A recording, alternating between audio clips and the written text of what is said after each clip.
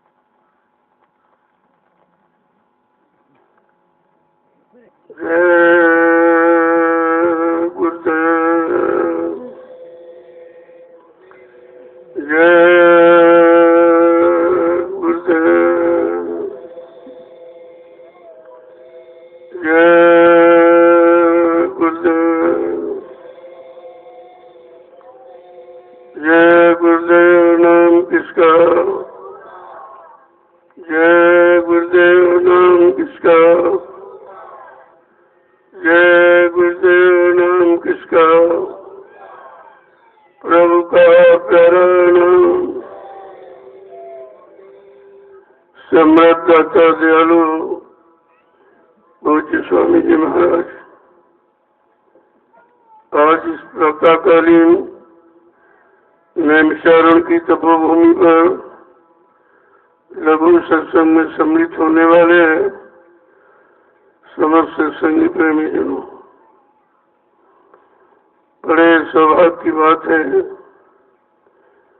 जब ऐसी घड़ी, ऐसा समय, ऐसा मुहूर्त हमें आपको वो संत वाणी सुनने को मिलेगा। ये भी सबकी किस्मत में नहीं होता है। ये तो किसी किसी को कभी कभी ऐसा वक्त समय मिलता है, लेकिन जब ऐसा समय मिल जाए तो हमें आपको ये सोचना चाहिए हमारे समय पर हरि और गुरु की कृपा होगी। बिना परमात्मा की कृपा के संत महात्मा नहीं मिलते, और बगैर संतों की दया के जीवात्मा का उद्धार नहीं होता है।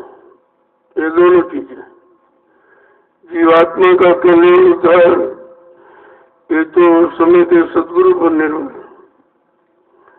ये कोई पुजारी कोई इंद्रियों के शरीर के सुख कर्म कराने वाले पर निर्भर नहीं है।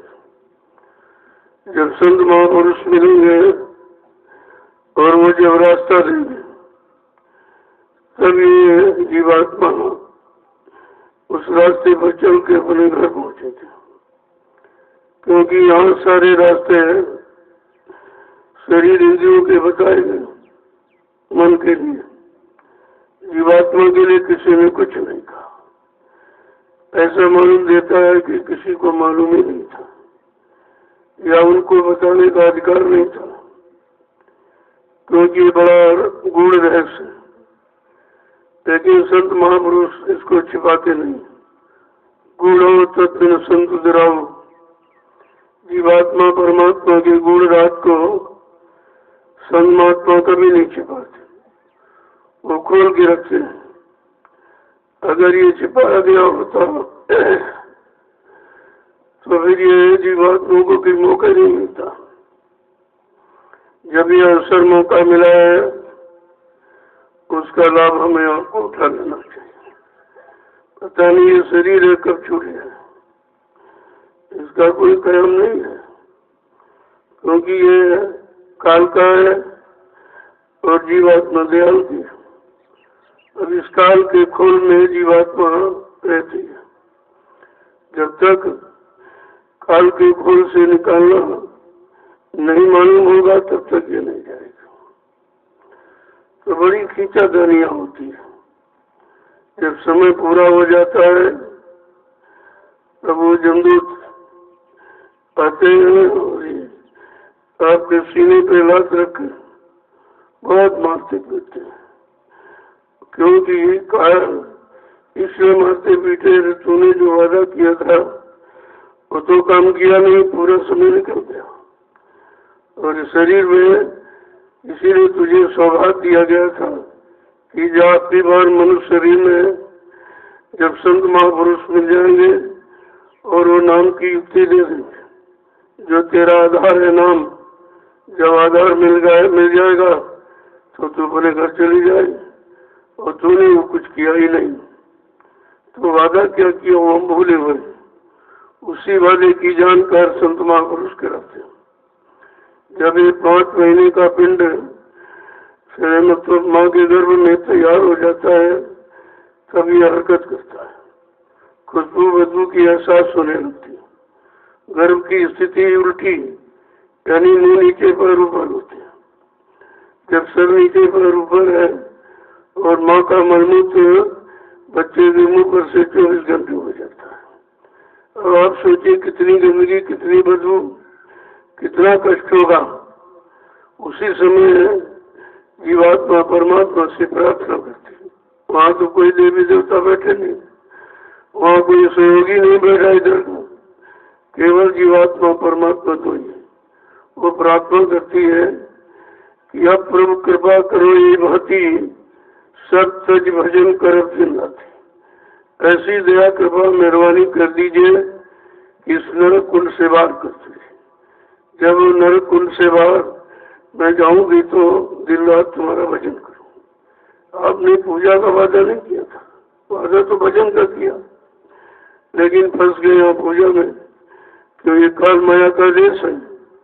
यहाँ तो भजन वो करने ही नहीं देगा, क्योंकि भजन करके जीवात्मा निकल जाएगी और उसको फंसा के रखना।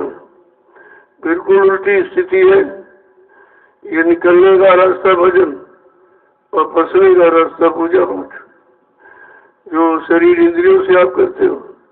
और शरीर इंद्रियों सब काल की है, तो काल ने अपनी पूजा यहाँ करवाई है।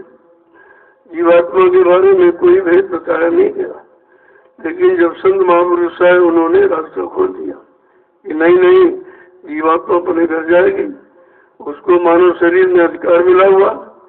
अब ये है, मानव शरीर में अधिकार तो मिला, लेकिन इस अधिकार को कितने लोग सार्थक बना पाए। कहा जब अधिकारी मिलेगा, जिसको ये अधिकार है कि जीवात्मा को जगा के परमात्मा से मिलाने का, जब तक वो अधिकारी संत महापुरुष नहीं मिलेंगे तब तक ये काम नहीं हो सकता।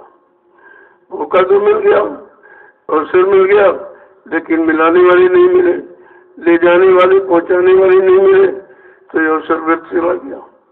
तभी कहा कि जब ऐसी घड़ी मिल जाए कि मतलब यानी संत महापुरुषों के पास जाने का, तो बड़ा सौभाग्य समझना चाहिए कि हमारे करोड़ों जन्मों की तपस्या, करोड़ों जन्मों के पुण्य, करोड़ों जन्मों के संस्कार जगे हैं, तब हमको ये अवसर मिला। अब जीव को तो ये मालूम है नहीं ये अवसर मिला है, क्यों मिला है, मनुष्य शरीर मिला क्यों मिला, मनुष्य शरीर के मिलने का कारण क्या है, किस लिए हमको दिया गया, ये कुछ नहीं मालूम, क्योंकि ये जानकारी आती नहीं गई। ये जानकारी सत्संग के द्वारा ही मिलती है। जब संत महापुरुष आए, उन्होंने सत्संग जारी किया और सबको ये जानकारी दी कि मानव शरीर आपको परमात्मा की प्राप्ति के लिए मिला है। अगर आपकी बात छू गए तो फिर ये अवसर मौका आपके हाथ से निकल जाएगा, फिर मिलेगा नहीं। तो कहा कि संसार में आए हो तो संसार में रहो, लेकिन संसार तुम्हारे में आने का पावे। अगर आ जाएगा तो फिर यहाँ तुम रह जाओगे, फिर संसार के काम करोगे। संसार में आने के काम यही इंद्रियां और मन बुद्धि चित्त शरीर से मिलकर जो भी काम करोगे संसार में आने का।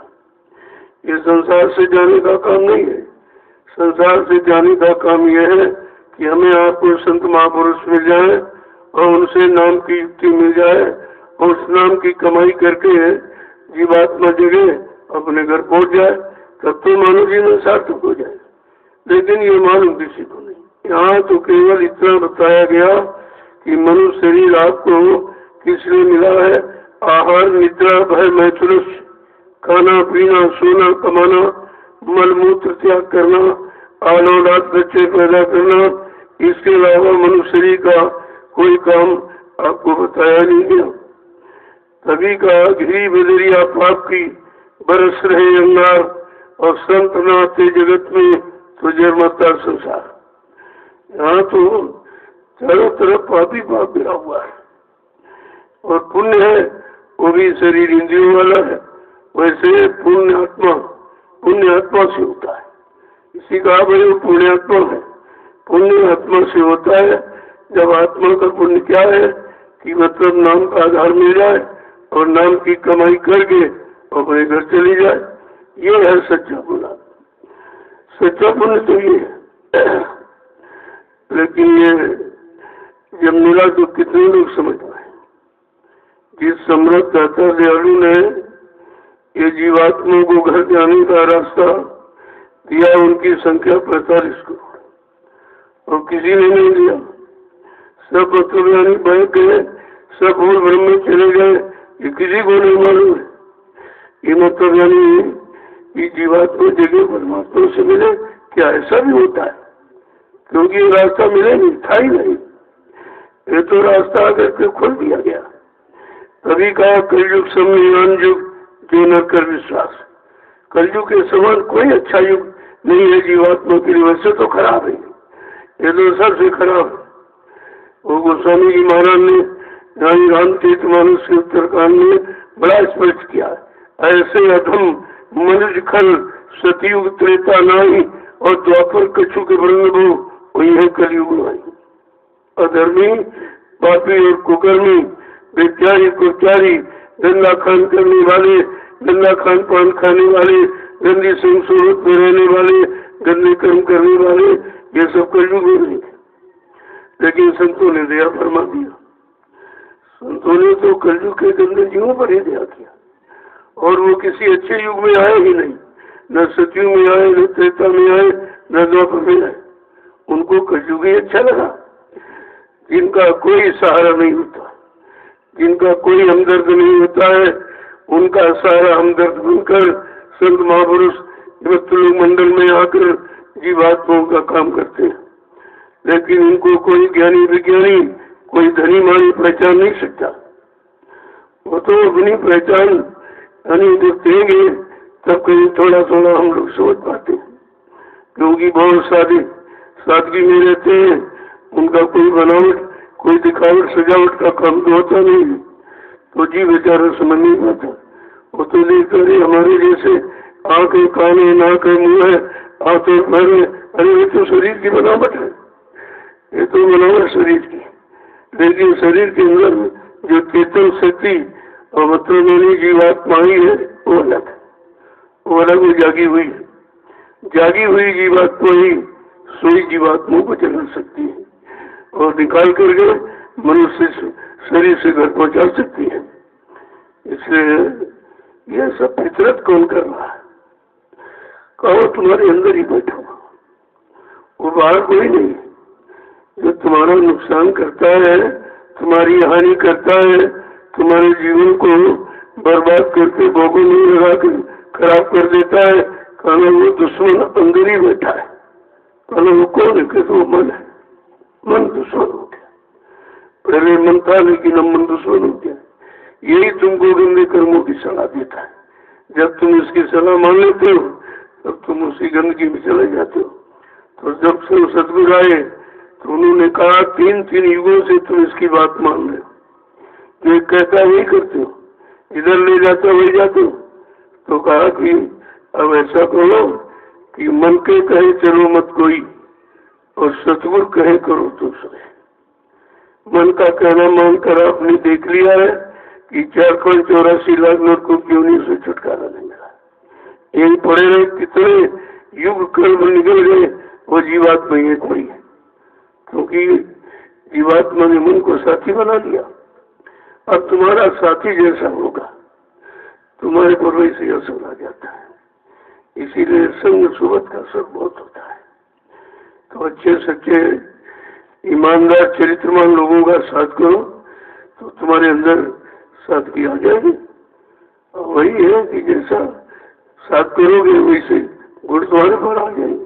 संगत गुलाम संगत गुरजान, दाग बांस मिश्री एकर भावे का संगत का। इसीलिए संत महापुरुषों ने यहाँ सत्संगत बनाई कि सच्चे रास्ते की तरफ चलो, सच्चाई की तरफ चलो और अपने सचलोग सचखंड पहुंचाओ। उन्होंने सत्संग जारी किया। तो तुम इधर उधर तो समझाते रहते लोगों को, लेकिन अपने मन को कभी समझाते हो?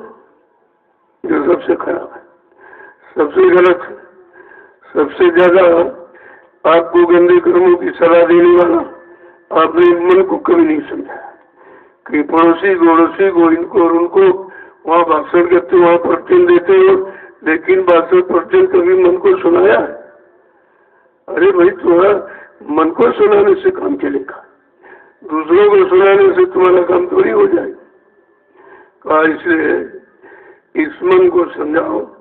तो महापुरुष के 2 वचन सुन लीजिए कि मन को समझाएंगे कैसे। कभी मन को तो समझाया नहीं गया, क्योंकि मन तुमको समझाता है, तुमको अपनी तरफ ले जाता है। वो जो उसका भोगों का मसाला उसी में तो आपको मिला करके खराब कर देता है। तो महापुरुषों के 2 वचन सुन लीजिए तो आपको विश्वास हो जाएगा कि भाई महापुरुषों ने कहा क्या है। क्योंकि और तो ये वचन कोई सुनाता नहीं, सबने कानों को सुना दिया कथा वार्ता किससे कहानी, जितने लोग यहाँ काल शक्तियाँ आई उन्होंने कीर्तन, जो तन माने शरीर से जो कीर्ति उस कमाया वही कीर्तन आप गाते रहते हो। लेकिन कभी तो सदगुरु से प्रार्थना की है, उनसे दया कभी मांगी है? जो दया के भंडार दया लेके दया देने ही आते, लेकिन हम उनसे उनको नहीं जानते, उनसे लेना नहीं जानते कि कैसे लिया जाए, कैसे देंगे। जो देने आया है वो खुद ही बताएगा, जो तब हम आप ले पाएंगे। तो कहा जरा इस मन को तो ठीक कर लो। मन समग्र कार्य कारण मन से ही होता है। मन हमारा आपका करता रहता है, आज से नहीं 3 युगों से। तो हम यही नहीं जानते थे कि ऐसे इसके अलावा और कोई सलाह देने वाला हमको है, कोई सच्चे अच्छे रास्ते पर चलाने वाला और कोई है। तो हम इस मन का ही कहना मानते हैं। और मन जहाँ चाहो वहाँ घसीट के ले गया। जब काम की इच्छा हुई तो काम में लगा दिया, और क्रोध की इच्छा हुई तो क्रोध में, और लोभ इच्छा इंकार उसमें लगा दिया। तो वो अपनी तरफ ले जा करके आपको लगाता रहा। लेकिन हमने ये कभी नहीं समझा कि ये मन गलत कर रहा है कि अच्छा कर रहा, सही दिशा की तरफ ले जा रहा, गलत दिशा की तरफ। तो महापुरुषों ने कहा अरे जरा इस शैतान मन को समझा लीजिए। कैसे समझाइए? कि मन रे क्यों गुमान अब करना, मन रे क्यों गुमान अब करना, मन रे क्यों गुमान अब करना, मन रे क्यों गुमान अब करना। संत महापुरुष क्या कहते हैं? अपने शैतान मन से कहो तू ये गुमान घमंड क्यों कर रहा है? जो इंद्री को भोगों में जाता रहा और गुमान घमंड करता रहा, देख देख तुझको मिला क्या? क्योंकि जब आया अहंकार किया करे सब बेकार। आगे कह रहे हैं तुम जिसमें रह के गुमान कर रहे हो वो शरीर क्या है? कि तन तो तेरा खाक में मिलेगा, तन तो तेरा खाक में मिलेगा, तन तो तेरा खाक में मिलेगा, तन तो तेरा खाक में मिलेगा। 84 बिच फसना, 84 बिच फसना, मन रे क्यों गुमान अब करना, मन रे क्यों गुमान अब करना। कहता जिस शरीर को पाकर तू गुमान घमंड कर रहा है, ये शरीर एक दिन मिट्टी में मिल जाएगा, ये खत्म हो जाएगा। तब तेरा गुमान घमंड कहाँ जाएगा? और फिर तू इस 4 खंड 84 इन नरकों में हमेशा चला जाएगा, कभी नहीं निकल पाएगा। इससे संत महापुरुष कहते हैं भाई इस शैतान मन को समझा दो, इसको सही सच्चे रास्ते को लगा दो, इसको भोगों से हटा लो और सतगुरु की अखंड वाणी इसको सुना दो। आगे क्या कहे कि दीन गरीबी चित्त में धरना, दीन गरीबी चित्त में धरना, दीन गरीबी चित्त में धरना, दीन गरीबी चित्त में धरना। काम क्रोध से बचना, काम क्रोध से बचना, मन रे क्यों गुमान अब करना, मन रे क्यों गुमान अब करना। कहते इसलिए गरीब गुमान घमंड को छोड़ दीन गरीबी को धारण कर ले, और काम को उस लोग जिसमें फंस के तू अपनी शक्ति को नष्ट कर रहा है का उससे बच्चा, ये समझाना है। मन को ये समझाना है कि काम और क्रोध, लोभ और अहंकार, ये 5 शत्रु तुझे घेर कर लूट दिया, तुझे शक्ति को खराब कर दिया है। तो कहा उस गरुड़ घमंड को छोड़ और दीनता गरीबों को धारण कर ले, जो तेरा सच्चा बाना है। आगे क्या कहने कि प्रीति प्रतीत गुरु से करना, प्रीत प्रतीत गुरु से करना, प्रीति प्रतीत गुरु से करना, प्रीत प्रतीत गुरु से करना, नाम रसायन घट में भरना, मेरा रसायन घट में भरना, मन रे क्यों गुमान अब करना, मन रे क्यों गुमान अब करना। कहते प्रीत प्रतीत प्यार मोहब्बत गुरु से करना, जो तुम्हारे मन को सुधारने के लिए है, तुम्हारी जीवात्मा को काल मान के जेल से निकाल कर घर पहुंचाने आए, काल से प्रीत प्रतीत करना। और जो नाम दान देते, नाम जड़ी, नाम औषधि है, रसायन है, उसको घट में रखना। जब तू घट में रख लेगा नाम को, तो काम को लोग मुंह छोड़ भगे मैदान, फिर वो ठीक नहीं सकते।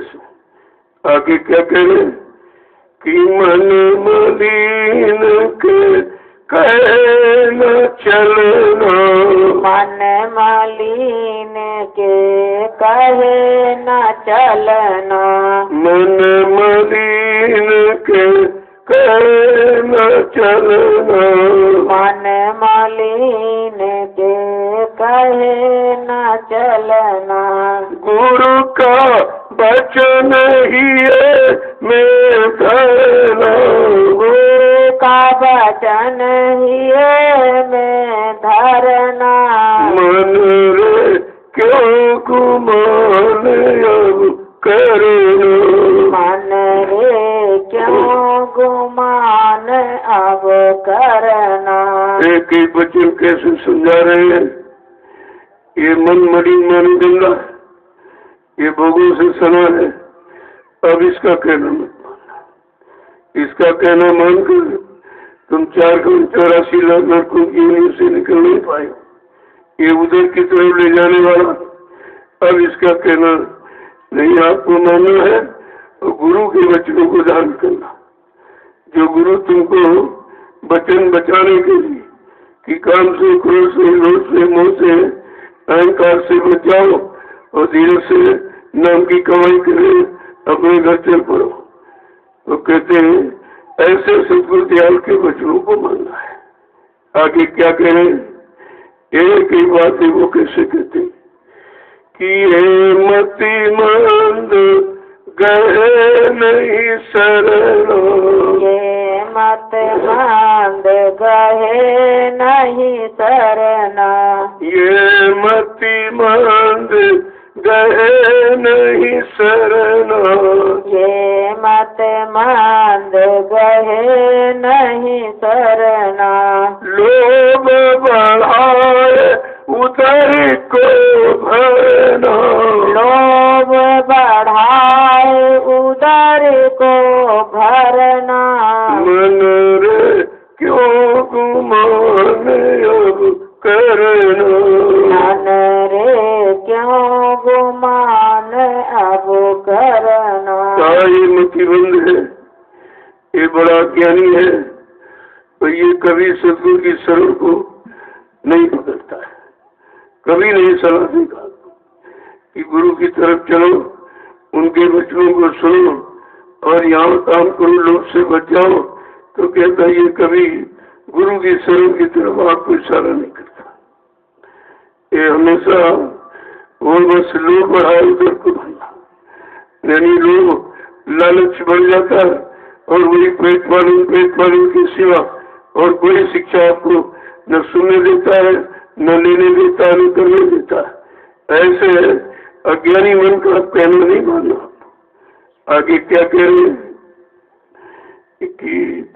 कि तुम मानो मत इसका कहना, तुम मत मानो इसका कहना, तुम मानो मत इसका कहना, तुम मानो मत इसका कहना। इसके संग जगत बिच फसना, इसके संग जगत बिच फसना। मन रे क्यों गुमान अब करना, मन रे क्यों गुमान अब करना। केवल मन की तरफ इशारा करते हैं, तुम इसका कहना ही मत मानो। इसी का कहना मान करके अभी तक निकल नहीं पाए हो, और इसका कहना अगर मानते रहोगे तो यहाँ से कभी जाने का यानी नंबर ही तुम्हारा नहीं लगेगा, क्योंकि ये उधर की तरफ आपको जाने नहीं देगा कि जहाँ से काम होना, जहाँ से निकलना है, जहाँ से फसाव कम होना है, कहा उधर तेरे जाने को देना है, कहा ये मूर्ख है, इसका कहना मत मानना, और नहीं तो इसके संग पढ़ करके इस संसार से कभी निकलना नहीं होगा। यानी काल माया के देश से कभी निकलना हो ही नहीं सकता, क्योंकि इसकी सलाह जितनी है वो इधर ही रहने, इधर ही फंसेगी। कैसे समझा के कह रहे कि इस मूर्ख को समझ पकड़ना, इस मूर्ख को समझ पकड़ना, इस मूर्ख को समझ पकड़ना, इस मूर्ख को समझ पकड़ना। गुरु के चरण कभी न बिसरना, गुरु के चरण कभी न बिसरना। मन रे क्यों गुमान अब करना, मन रे क्यों गुमान अब करना। ये मूर्ख मूर्ख माने जो अपनी मुक्ति करता है, न किसी की सुनता है, न किसी की मानता है, न करने को तैयार होता है, ऐसे को मूर्ख कहते हैं। कहा ऐसा ये मन सैलानी कहा न मानी, कहा इसका कभी कहना मत मानना, और इसको गौर समझ करके अब पकड़ करके सदगुरु की शरण की तरफ ले जाना, उनके वचनों को सुनाना, वो जो कहे वही अब करना। कहते कि नहीं तो अगर इसकी बात मानते रहोगे तो इस मतलब यानी संसार से न कभी निकल पाओगे। ईश्वर की गुरु के चरणों को कभी छोड़ना नहीं, बुलाना नहीं, वहीं से इस मन का सुधार होगा। और इसको कोई पूजा पाठ करा के सुधार नहीं करा सकते, कोई रुपया पैसा जमा करके नहीं सुधार कर सकते हो, घर मकान जमीन बना के सुधार नहीं कर सकते हो, और बच्चे पैदा करके आप इसका सुधार नहीं कर सकते हो। कहते हो गुरु के बच्चों को इससे पकड़ाओ, जब उनके बच्चों को पकड़ेगा तब इसकी इधर की पकड़ ढीली हो जाएगी, जो भोगों की पकड़ है वो ढीली हो जाएगी। तो क्या कह रहे हैं, देखिए कि सतगुरु स्वामी का नाम सुमिरना, सतगुरु स्वामी का नाम सुमिरना, सतगुरु स्वामी का नाम सुमिरना, सतगुरु स्वामी का नाम सुमिरना। जो वो कहे वही अब कहना, जो वो कहे वही अब करना। मन रे क्यों गुमान अब करना, मन रे क्यों गुमान अब करना। इसलिए सदगुरु स्वामी बार बार समझाते हैं, क्योंकि जिस भूल भुलैया में मन फंसा है उसी से निकालने के लिए बार बार समझाते हैं। जगाते हैं, चिताते हैं, होश में ले आते हैं, सही सच्चे रास्ते पर खड़ा करते हैं। कहा कि अब वो जो कहे वही अपने चित्त में डालो। अब इस मन का कोई काम, कोई हरकत, कोई आदत आपको पकड़नी नहीं है, तब तो सुधार हो सकता है, नहीं बहुत मुश्किल है। मेरे जीवन कार्य मन तू ही सर्वाधार है और तू ही इन इंद्रियों का सरदार है। तू मुझे पापी बना दे, चाहे तू धर्मात्मा, तेरे बस अच्छा बुरा कहता मुझे संसार है। बड़े बड़े ऋषि मुनियों को डिगा तूने दिया, जिनको इच्छा वासना ने कर दिया लाचार। ये बड़े बड़े ऋषि मुनि योगी मार्ग से नहीं बच पाए, उनको भी इसने भटकाया भरमाया, उनको भी गिराया, तो हम सब कलयुग के गंदे कमजोर जीव कैसे बच पाएंगे? हमें तो किसी का सहारा चाहिए, वो भी समर्थ सहारा, जो सब प्रकार से संभाल करे, सब प्रकार से बचा करके हमें सही सच्चे रास्ते पर खड़ा करे और चला करके उस धाम पहुंचा दे। हमको तो ऐसे का सहारा चाहिए। लेकिन जब सहारा मिला तो कितने लोगों ने पहचाना?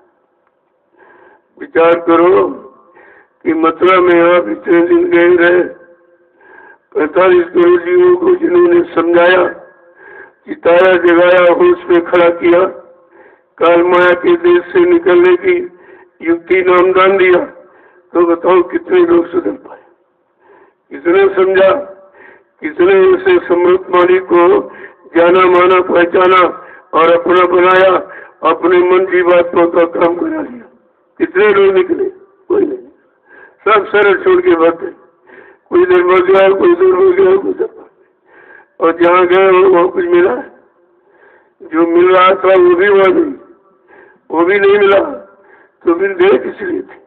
अरे आदमी कहीं जाता है कुछ लेने के लिए जाता, कुछ लाभ के लिए जाता, लेकिन तुमने सतगुरु दाता दयालु की शरण छोड़कर जिनके पास गए उन्होंने कुछ दिया तुमको? लिया है, दिया नहीं देगा वही जिसके पास होगा। जिसके पास कुछ है नहीं कैसे आपको दे? तुम ये भी नहीं सोच पाए कि इनके पास कुछ नहीं है, ये तुम्हें से रुपया और पैसा और सेवा, सामान और सम्मान मांग रहे। ऐसे भिखारियों से तुम्हें क्या मिलना?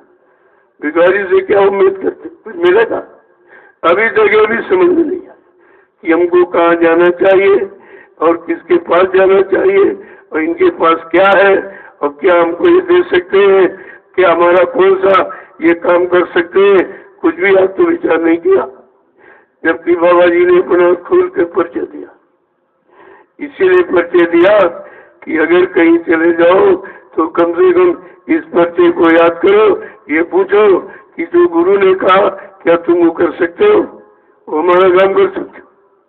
ये आपको कहना चाहिए, पूछना चाहिए। जो ये दोनों लोग कह रहे हैं, एक कह रहे हैं कि गुरु ने हमको मतलब यानी वसीयत कर दिया और सभी अध्यक्ष और ये सब हमको दे दिया। एक कह रहा गुरु ने हमको नाम पावर दे दिया, तो कहो चलो ठीक है तुमको सब कुछ दे दिया, लेकिन कलयुग भगाना और सतयुग ले आना ये किसको कहेंगे? ये कौन लाएगा? जीवात्मा का उद्धार कौन करेगा, कल्याण कौन करेगा और पाप कर्मों से माफी कौन दिलाएगा? ये सब आपको पूछना चाहिए। कुछ नहीं, क्योंकि आपने बच्चों को सुना नहीं था। कानून ने तो सुना, लेकिन ये इसी शैतान मन ने बच्चों को स्वीकार नहीं किया, तुम सब भ्रमित हो गए, नया भूल भूल में चले गए और अभी तो यही समझ में नहीं आ रहा। कम से कम बच्चों को तो याद करना चाहिए, क्योंकि इसीलिए आपको परिचय दिया था कि तुम जब हमारा परिचय जान जाओगे तो तुम जो किसी के पास जाओगे वो कहेगा नहीं नहीं ये हमको पावर, हमको शक्ति दे दी, तो आप ये कहोगे चलो भाई ठीक, उन्होंने जो जो कहा था ये कौन करेगा, ये पूरा कौन करेगा?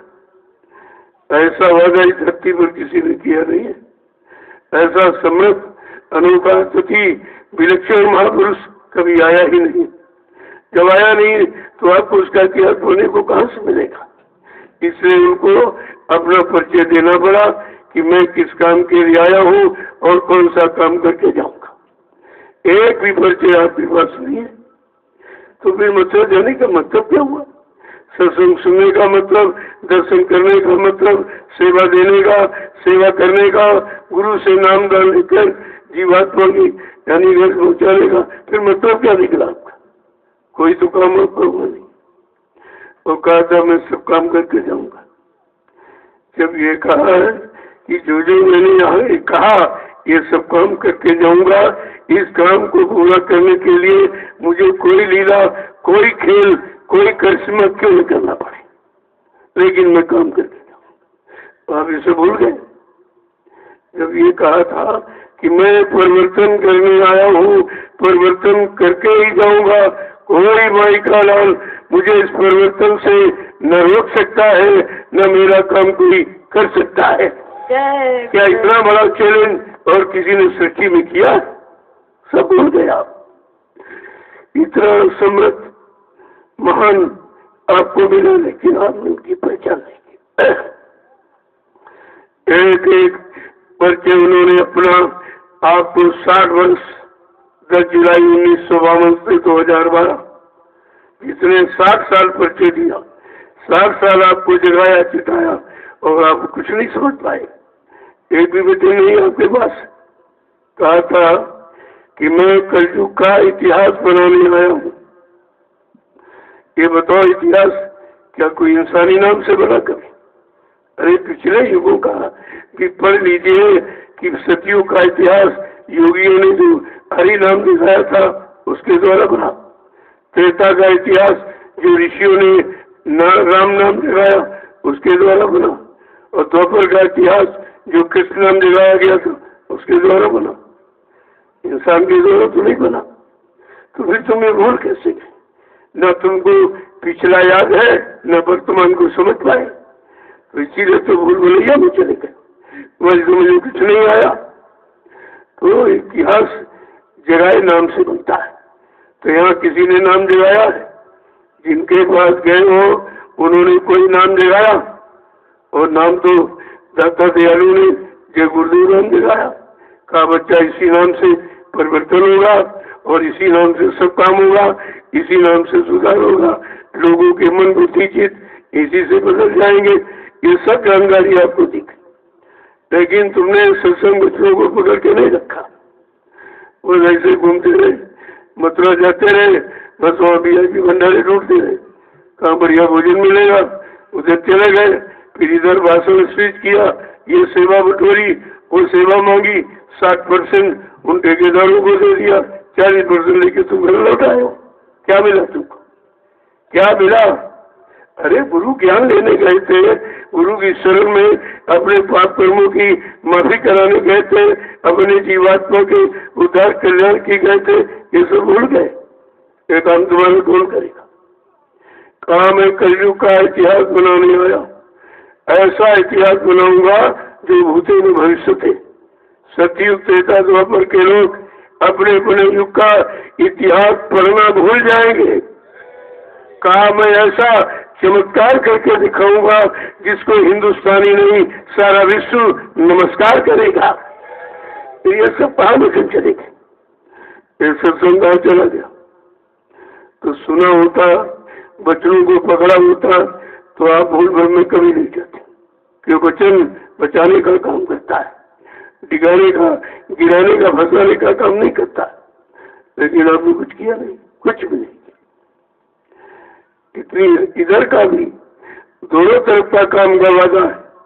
कहा था कि मैं सुख शांति, विश्व को सुख शांति दूंगा, और तुम अपने को नहीं सुख शांति दे पाए। जिनके पास गए हो उनको सुख शांति है कुछ? क्या उन्होंने किसी एक यानी जीव को सुख शांति दे पाए? पता नहीं किस बुद्धि से आपने ये सब देखा और किन आंखों से आपने गुरु का दर्शन किया और किन कानों से गुरु की वाणी को सुना और बुद्धि से क्या आपने पहचान किया? तो भ्रमित हुआ और अभी समझ नहीं लिया। मैंने 8 वर्ष फिर दोहराया, 8 वर्ष फिर उन्हीं बच्चों को दोहराया। घूम घूम कर पूरे हिंदुस्तान में बड़े बड़े मंच लगाकर मैंने फिर उन्हीं बच्चों को दोहराया। एक बार फिर मौका मिल जाए इनको, लेकिन फिर किसी ने नहीं सुना, किसी ने नहीं सुना। लेकिन धीरे धीरे जीवों ने सुना, कुछ समझा तो आने लगे। अब ये अनोखा दृश्य है नैमिषारण्य की तपोभूमि पर। ये संदेश कहीं नहीं हो रहा, पहले भी नहीं कहीं कोई देता था। यहाँ तो 3 युगों से कथा वार्ता आपको सुनाई गई है। शरीर, इंद्रियों वाले कर्म, जीवात्मा के बारे में किसी ने कुछ नहीं कहा। अनोखा संदेश 60 वर्ष ये हिंदुस्तान की धरती पर दिया गया, तभी लोगों ने इन्हें समझा। आज वही वचन फिर आपके सामने इस नैमिषारण्य की तपोभूमि से प्रसारित हो रहा है। अभी आपकी समझ में नहीं आ रहा। कब समझोगे, कब जागोगे, कब चेतोगे, कब अपना काम बना पाओगे? ये समय निकल जाएगा, फिर आपको मिलेगा नहीं। ये मानव जीवन बार बार नहीं मिलता। एक बार अवसर, चांस, मौका हमें आपको मिल गया तो हमें आप उसका लाभ उठाना चाहिए, ये लाभ लेना चाहिए। और आप देखिए पूरे हिंदुस्तान में भर सर्वत्र में सबके मुंह बंद हो गए। न नेता कोई भाषण करता, न महात्मा कोई प्रवचन करता। ये लॉकडाउन में देखा हमने सब। लेकिन इस नैमिषारण्य की तपोभूमि से बराबर संदेश जा रहा। यहाँ कोई रुकावट नहीं थी, क्योंकि यहाँ कोई लोभ लालच, निजी मान सम्मान, अधिकार पाने का ये वचन संदेश नहीं दिया गया।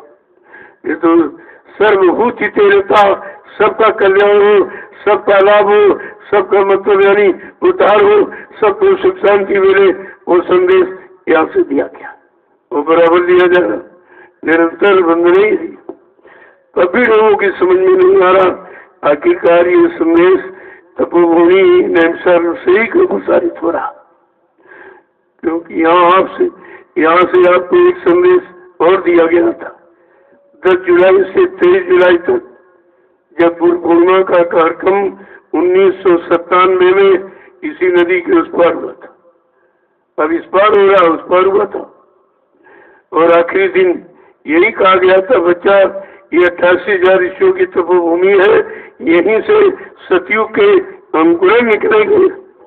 तो क्या अंकुरन कोई आसमान में निकलेंगे? अरे सबका आधार जमीन ही तो है। तो 88,000 ऋषियों की तपोभूमि से कुछ होना है, कुछ काम होना है, कुछ संदेश जाना है, कुछ सुधार होना है, कुछ एक नया इतिहास बनना, नया चमत्कार होना है। तभी तो ये सब हो रहा है। इसीलिए आपको तो समझना चाहिए। नामदान दिया तभी आपसे वादा किया गया था कि बच्चा मैं अजर अमर देश से आया हूँ, जब तक इन जीवात्माओं को अजर अमर देश नहीं पहुँचा लूंगा मैं चैन से बैठने वाला नहीं हूँ। जब तक मेरा एक भी जीव यहाँ रहेगा मैं बराबर मौजूद रहूंगा। जब मेरे जगह सारे जीव चले जाएंगे मैं पीछे से जाऊंगा। ये भूल कैसे गए आप? क्या तुम्हारी जीवात्मा जाग गई? क्या घर पहुंच गई? जो तुम कहते हो पहुंचाने वाला चला गया? ये सब विचारने विषय है और सबको विचार करना होगा, आज नहीं तो कल। ये भी आपसे कहा गया था, अभी महात्मा समझा रहे, सब तरह से मना रहे और माफी भी दिला रहे। अगर तुमने इनके वचनों को न सुना, न माना, न विश्वास किया तो पीछे कुदरत खड़ी है, अपने एक तमाचे, एक डंडे में 20 करोड़ का वारा न्यारा 1 मिनट में कर देगी। यही आपने नहीं सुना। जब नहीं सुना, नहीं माना तो उन्होंने चार्ज कुदरत को दे दिया। ये कुदरत को चाहते थे। जब आप नहीं माने कि वो काल शक्ति तो नहीं, किसी को श्राप दे दे, किसी को हानि कर दे, किसी को सर्वनाश कर दे, ये दयाल शक्ति काम नहीं करती। ये सबको बचाने का काम करती। इसीलिए तो अनोखी शक्ति है ये। यहाँ तो काल शक्तियों का इतिहास तुमको सुनाया गया, पढ़ाया गया, उन्हीं का यहाँ काम दिखाया गया। लेकिन दयाल शक्ति का तो इतिहास आपने पढ़ा नहीं कि काल किस काम के लिए आता है और दयाल किस काम के लिए आता है। काल भी समझाने के लिए आता है, लेकिन जब लोग नहीं समझे तो उसने मारकाट खलिहान कर दिया। लेकिन संत महापुरुष समझाने आते हैं और नहीं मानोगे तो वो तो मारकाट नहीं करेंगे, लेकिन कुदरत को ये सब फैसला उसके हाथ में देते हैं। अब कुदरत करेगी, अभी 1 मिनट में समझ आ जाएगा सबको। जब कुदरत ने एक चुटकुला थोड़ा सा छेड़ दिया, सारा विश्व तबाह हो गया। सब विश्व रोने लगा, सबकी बुद्धि फेल हो गई, सबका ज्ञान ध्यान यानी सब खत्म हो गया। कहा था बच्चा, अणुबम परमाणु बम सीमित क्षेत्र को नुकसान कर सकता है, लेकिन कुदरत नाराज हो जाएगी अगर कीटाणु बम छोड़ देगी, सारा विश्व तबाह हो जाएगा। एक कीटाणु बम है, किसी के पास की दवा नहीं है, ये दवा वो किसी के पास नहीं है। तो देख लीजिए आप, निरंतर बढ़ता चला जाएगा, निरंतर बीमारी, रोगी बढ़ते चले जा रहे। अभी कोई विचार नहीं कर पा रहा कि कारण क्या है। तुम अभी दुनियावी बुद्धि से मतलब प्राकृतिक प्रकोप को खत्म कर सकते हो, तुम्हारी बुद्धि काम करेगी उधर। वो तो संत महापुरुषों का विषय है। पहले भी कहा था, ऐ भाई दुनिया के लोग, न्याय करता, न्याय देने वाले, न्यायालय में बैठने वालों, इस बार जनता को न्याय दे दीजिए। तुम चंदा नोट वोट महंगाई गरीबी सब इसी से वसूल करते हो, यही तुमको देती है। इस बार जनता को न्याय दे दीजिए। अगर न्याय नहीं दोगे, ये न्याय कहीं अगर महात्माओं के हाथ में चला गया तो फैसला संत कर लेंगे, तो हाकिम चाट बेचेंगे और वकील पुराना टाट बेचेगा। तो इसलिए कहा भाई आप कर दीजिए उनका काम। आपने चंदा है, नोट है, वोट है, महंगाई गरीबी है, टैक्स है, अरे सब तो इस पर लगा कर वसूल कर रहे हो, आखिरकार इसका काम कब करोगे? किसी को किसी समझ में नहीं आ रहा, क्योंकि समझ की बस की बात है। ये मानव बुद्धि का परिवर्तन नहीं है। पिछला परिवर्तन था वो बुद्धियों का था। ये मानव बुद्धि से परे न मानो समझ सकता है, न मानो कर सकता है, न मानो विश्वासी कर सकता। वो परिवर्तन करके दिखाया जाएगा, तभी तो इस चमत्कार को दुनिया नमस्कार करेगी। ऐसे कौन मानने वाला? ऐसे अगर समझाने से मान जाते तो 60 साल या किसी ने इतना नहीं समझ दिया समझाने। इतना बाबा जोगेश्वर जी महाराज ने 10 जुलाई 1952 से 2012 ये समझाने का समय था, लेकिन कितने लोग समझ पाए? जो शरण में गए वही नहीं समझ पाए। चलो दुनिया वाले तो नहीं मतलब शरण जा पाए, नहीं इतना सौभाग्य बन पाया कि उनकी शरण में पहुंचे, लेकिन जो पहुंचे तो कितने समझ पाए? सब तो शरण छोड़ के भाग गए, वो कहते मर के चले गए। ये उल्टा और प्रचार कि मर के चले गए। अरे मर के चले गए तो ये काम करेगा कौन? क्या तुम्हारे किसी का बस का है कि परिवर्तन कर दो? बात तो समझने की है, लेकिन समझ में भी किसी की नहीं आ रहा। कभी तो आप इस भूल भुलैया में चले गए। तो ये मन को समझाइए आप, और किसी को समझाने की कोशिश मत करो। पहले मन को समझा लो, तुम्हारा मन मान जाएगा। यही मन सबके अंदर है, तुम सबको मना लोगे, सबको समझा लोगे। बात तो मन की, शरीर को थोड़ी समझाना। आँख कान कान मुँह हाथ पर वो नहीं समझाना है, मन को समझाना है। अगर मन समझ में आ जाए तो काम बन जाए।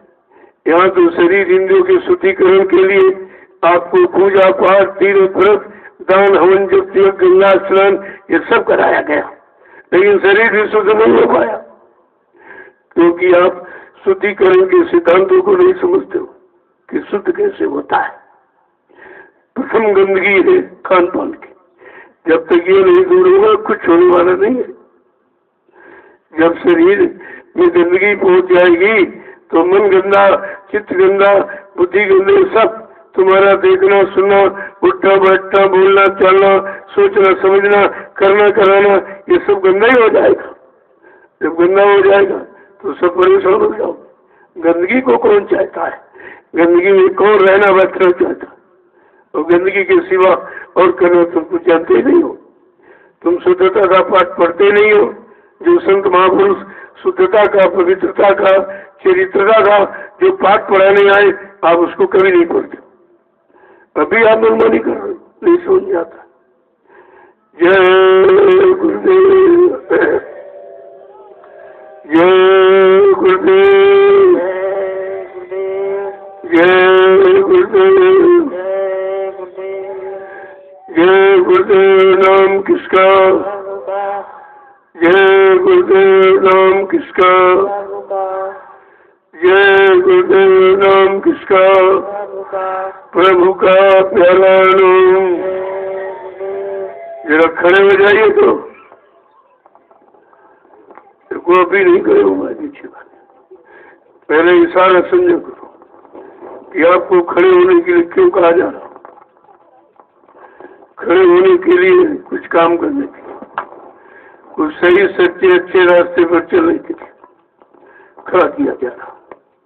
जब सही सच्चे अच्छे रास्ते पर आप चल पड़ोगे तो ये सब लोग चल पड़ेंगे। ऐसे तो बदलता है, लेकिन अगर बदलाव देखना चाहते हो तो सबसे पहले अपने को बदलो, अपने गंदे खान पान को, अपनी गंदी आदतों को आपको बदलना है।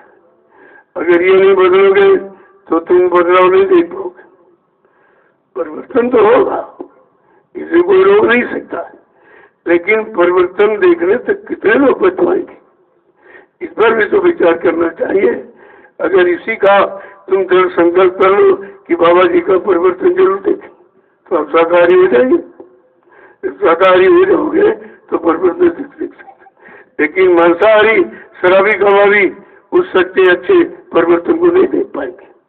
बार बार लोगों से कहा जा रहा कि चलो तुम महात्मा धर्मात्मा नहीं बन पाए, सच्चे ईमानदार त्यागी तपस्वी नहीं बन पाए, और तुम शाकाहारी बन जाओ। इसमें कौन सी आफत है? शाकाहारी बनने में कोई खर्चा नहीं, बल्कि जो अनावश्यक धन गंदे खान पान में आप बर्बाद करते हो वो धन तुम्हारा बच जाए, वो धन तुम्हारे बाल बच्चों की पढ़ाई लिखाई में, शादी ब्याह में, घर मकान बनाने में काम आवे। महात्मा सब तरफ से तुम्हारी मदद करना चाहते हैं, लेकिन दुनिया ऐसी बावरी, कोई ग्राहक न बतिया, कोई लेने वाला नहीं, कोई समझने वाला, कोई सुनने वाला, कोई करने वाला है ही नहीं, तो फिर मिलेगा। तो इसलिए वो तो होना ही, क्योंकि कर्मों की गति को संत महापुरुषों के सिवा कोई बदल नहीं सकता। यहाँ तो धर्मशास्त्रों में लिखा, कर्म गति कार्य न टली। गुरु वशिष्ठ से पंडित ज्ञानी, जिन शोध के लगन धरी, और सीता हरण और मरण दशरथ को, और बरहुम विपद पड़ी, कर्म गति कार्य न टली। ये ऋषि मुनियों की बस की बात नहीं थी, वो भी नहीं ठान पाए। ये तो समृद्ध सदगुरु की बात है। वो कर्म कहते कर्ता कर्म लेख से न्यारा, वो कर्तव्य कराने वाला, कर्म कराने वाला उन सबसे न्यारा और अनोखा है, जो कुछ आपने बुरा किया है उसको भी माफ करा देगा और अच्छे का अच्छा परिणाम दे देगा। कोई दोनों चीजें आपके सामने, यही तो समझ रहा हूँ तो करना क्या है। अगर ये समझ लो तो जल्दी हो जाएगा, नहीं तो देर तो बनी रहेगी। तो लोगों ने कहा भाई सतयुग कब आएगा? हमने जब तुम सतयुगी बन जाओ, कलयुग से हट जाओ, कलयुग के खान पान, कलयुग के कर्म से अरे बच जाओ तो सतयुग आ जाएगा। सतयुग किसी तेल बाजार से मूल थोड़ी खरीद के लाना है, वो तुम्हारे अंदर बैठा, तुम्हारे अंदर से निकाला जाएगा। जब तुम्हारे अंदर से गंदा खान पान निकल जाएगा, गंदी सोच और गंदे कर्म करते ये सब खत्म हो जाएंगे तो सतयुग तुम्हारे अंदर बैठा हुआ है। बात तो लोगों की समझ में आता नहीं। फिर बाबा जी कोई मतलब तेल से कोई खरीद के थोड़ी ले आएगी जो आपको दे देंगे। सतयुग का मतलब है आंखें सत्य देखने लगे और कान सत्य विचार करने लगे, सुनने लगे सत्य वाणी, और तुम मन सत्ता सच्चा संकल्प विकल्प करने लगे, बुद्धि सच्चा निर्णय लेने लगे, पैरों से सच्ची जगह चल के जाने लगो और हाथों से सत्य सेवा कर्म करने लगो, तो उसी का नाम तो सतयुग है। सतयुग माने व्यवस्था, वो व्यवस्था को सतयुग कहती। अभी तक तो बात समझ में किसी के आई नहीं, सतयुग मतलब क्या है, कलयुग का मतलब क्या है। आज व्यवस्था खराब क्यों है कि कलयुगी खान पान, कलयुगी कर्मों ये सब जुटे पड़े हैं और चाहते अच्छा हो जाए, अच्छा हो जाए। अच्छा वो कैसे जाएगा? सबके अंदर इच्छा है कि अच्छा समाज हो, अच्छा देश हो, अच्छा परिवार हो, अच्छे माँ बाप हो, अच्छे भाई हो, अच्छी पत्नी मिले, अच्छा पति मिले, अच्छे बच्चे मिले, लेकिन कभी ये सोचते हो कि हम अच्छे कर्म भी करें? जब कर्म प्रधान देश है तो बगैर कर्म तो कुछ हो रहा नहीं। उन्हीं कर्मों की गति को बदलना है और कुछ नहीं। कोई बदलने का मतलब यानी सर नीचे पैर ऊपर थोड़ी कर दिया जाएगा। जो अंदर में है उसे निकालना है, जो अंदर में गलत है उसे निकालना है, और सच्चा अंदर में प्रवेश हो जाएगा तो तुम्हारे अंदर सचिव दिखाई देगा आपको। बात तो समझ में किसी की आई नहीं। इतने दिन आपको सुनाया समझाया गया, इतने दिन प्रचार प्रसार किया गया, लोगों की समझ में कुछ आया? बाबा जी ने क्या कहा था? जब राजनीतिक लोग अपना हथियार डाल देंगे, कहेंगे न्याय सुरक्षा मेरे बस की नहीं, रोजी रोटी देना मेरे बस की नहीं, यानी गरीबी बेरोजगारी हटाना मेरे बस का नहीं, महंगाई टैक्सों की भरमार कार रोकना मेरे बस का नहीं, चोरी डकैती कत्ल बलात्कार ये भी कार रोकना मेरे बस का नहीं। और इस धार्मिक धरा जो भगवान राम की है और कर्म भूमि भगवान कृष्ण की है और योग भूमि ये संतों की है, जब तक इस पर से गंदा खान पान नहीं हटेगा, हिंसाएं और हत्याएं बंद नहीं की जाएंगी, कहा यहाँ कुछ नहीं हो सकता, कुछ भी नहीं हो सकता। तुम कितना जोर लगा लो, तुम्हारे से कुछ होने वाला नहीं है। और पहले भी कहा गया, जोर लगा ले अहले जमाने, कब तक जोर लगाएगा, और जग में गुरुदेव का झंडा लहर लहर लहराएगा। इसे कोई नहीं रोक सकता है, इसे कोई रोक नहीं सकता। और कितने झंडे लहराए जाते, कुछ हो रहा? उन झंडों से, उन पंडों से कुछ हो रहा है? तो तुम्हारे सामने तो हो रहा है। इस 70 साल की आजादी में कितने झंडे बदले गए, लेकिन पंडे वही बने रहे। काम झंडा करेगा कि पंडा करेगा? झंडा तो अधिकार का प्रतीक है, लेकिन जब पंडा ठीक नहीं है तो अधिकार कैसे पाएगा? ये सब विचारों विषय है। इस पर गंभीरता से विचार करना चाहिए, उस श्रृंखलता से विचार करने में कुछ नहीं मिलेगा। जय गुरुदेव, जय गुरुदेव, जय गुरुदेव। नाम किसका? जय गुरुदेव। नाम किसका? प्रभु का प्यारा नाम। जोर से बोलो, सब मिल बोलो, बोलना होगा। अभी से बोलो, दुख दर्द हरेंगे, सब कष्ट हटेंगे, सुख शांति भी देंगे, सबके दाता, सबके मालिक। प्रेम से बोले, ये नाम नहीं इंसान का, नाम है प्रभु का, ये काम नहीं इंसान का, ये काम है प्रभु का। वो समय का जगाया नाम जय गुरुदेव चैलेंज कर रहा है कि अब ये काम इंसानी बुद्धियों का नहीं है, जो दुनियावी बुद्धियों का नहीं है। बार बार संकेत किया जा रहा, लेकिन संकेत इशारा समझदार के लिए होता है। जहाँ ना समझदार हो वहाँ इशारों को कौन समझेगा? ये सब आपको विचार करना चाहिए। नाम अपना पूरा परिचय दे रहा कि मैं वो काम करूंगा जो इस भूमंडल पर किसी ने नहीं। यहाँ तो दुख है, नाम का नाम सुख देंगे सबको। यहाँ शांति है, भ्रांति क्रांति है, वो नाम का नाम मैं शांति दूंगा। कहा जब शांति दूत उस सत्यलोक सचखंड से आता है, शांति वो प्रदान करेगा। यहाँ कामी क्रोधी लोभी लालची ये इनके बस का काम नहीं कि शांति थी, ये खुद ही अंदर में शांति नहीं पाएंगे।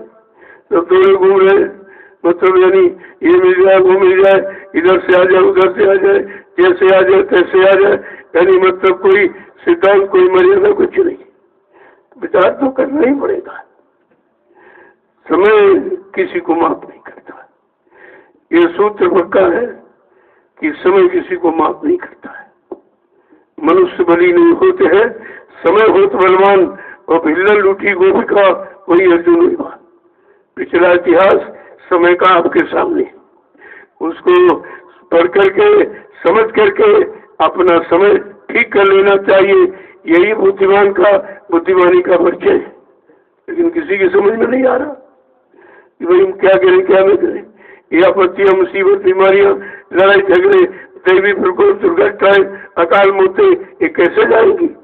क्या कोई इस पर विचार कर रहा है? क्योंकि ये मानव बुद्धि का विचार नहीं है, ये तो संत बुद्धि का विचार है। उन्होंने विचार रखा है। जय गुरुदेव।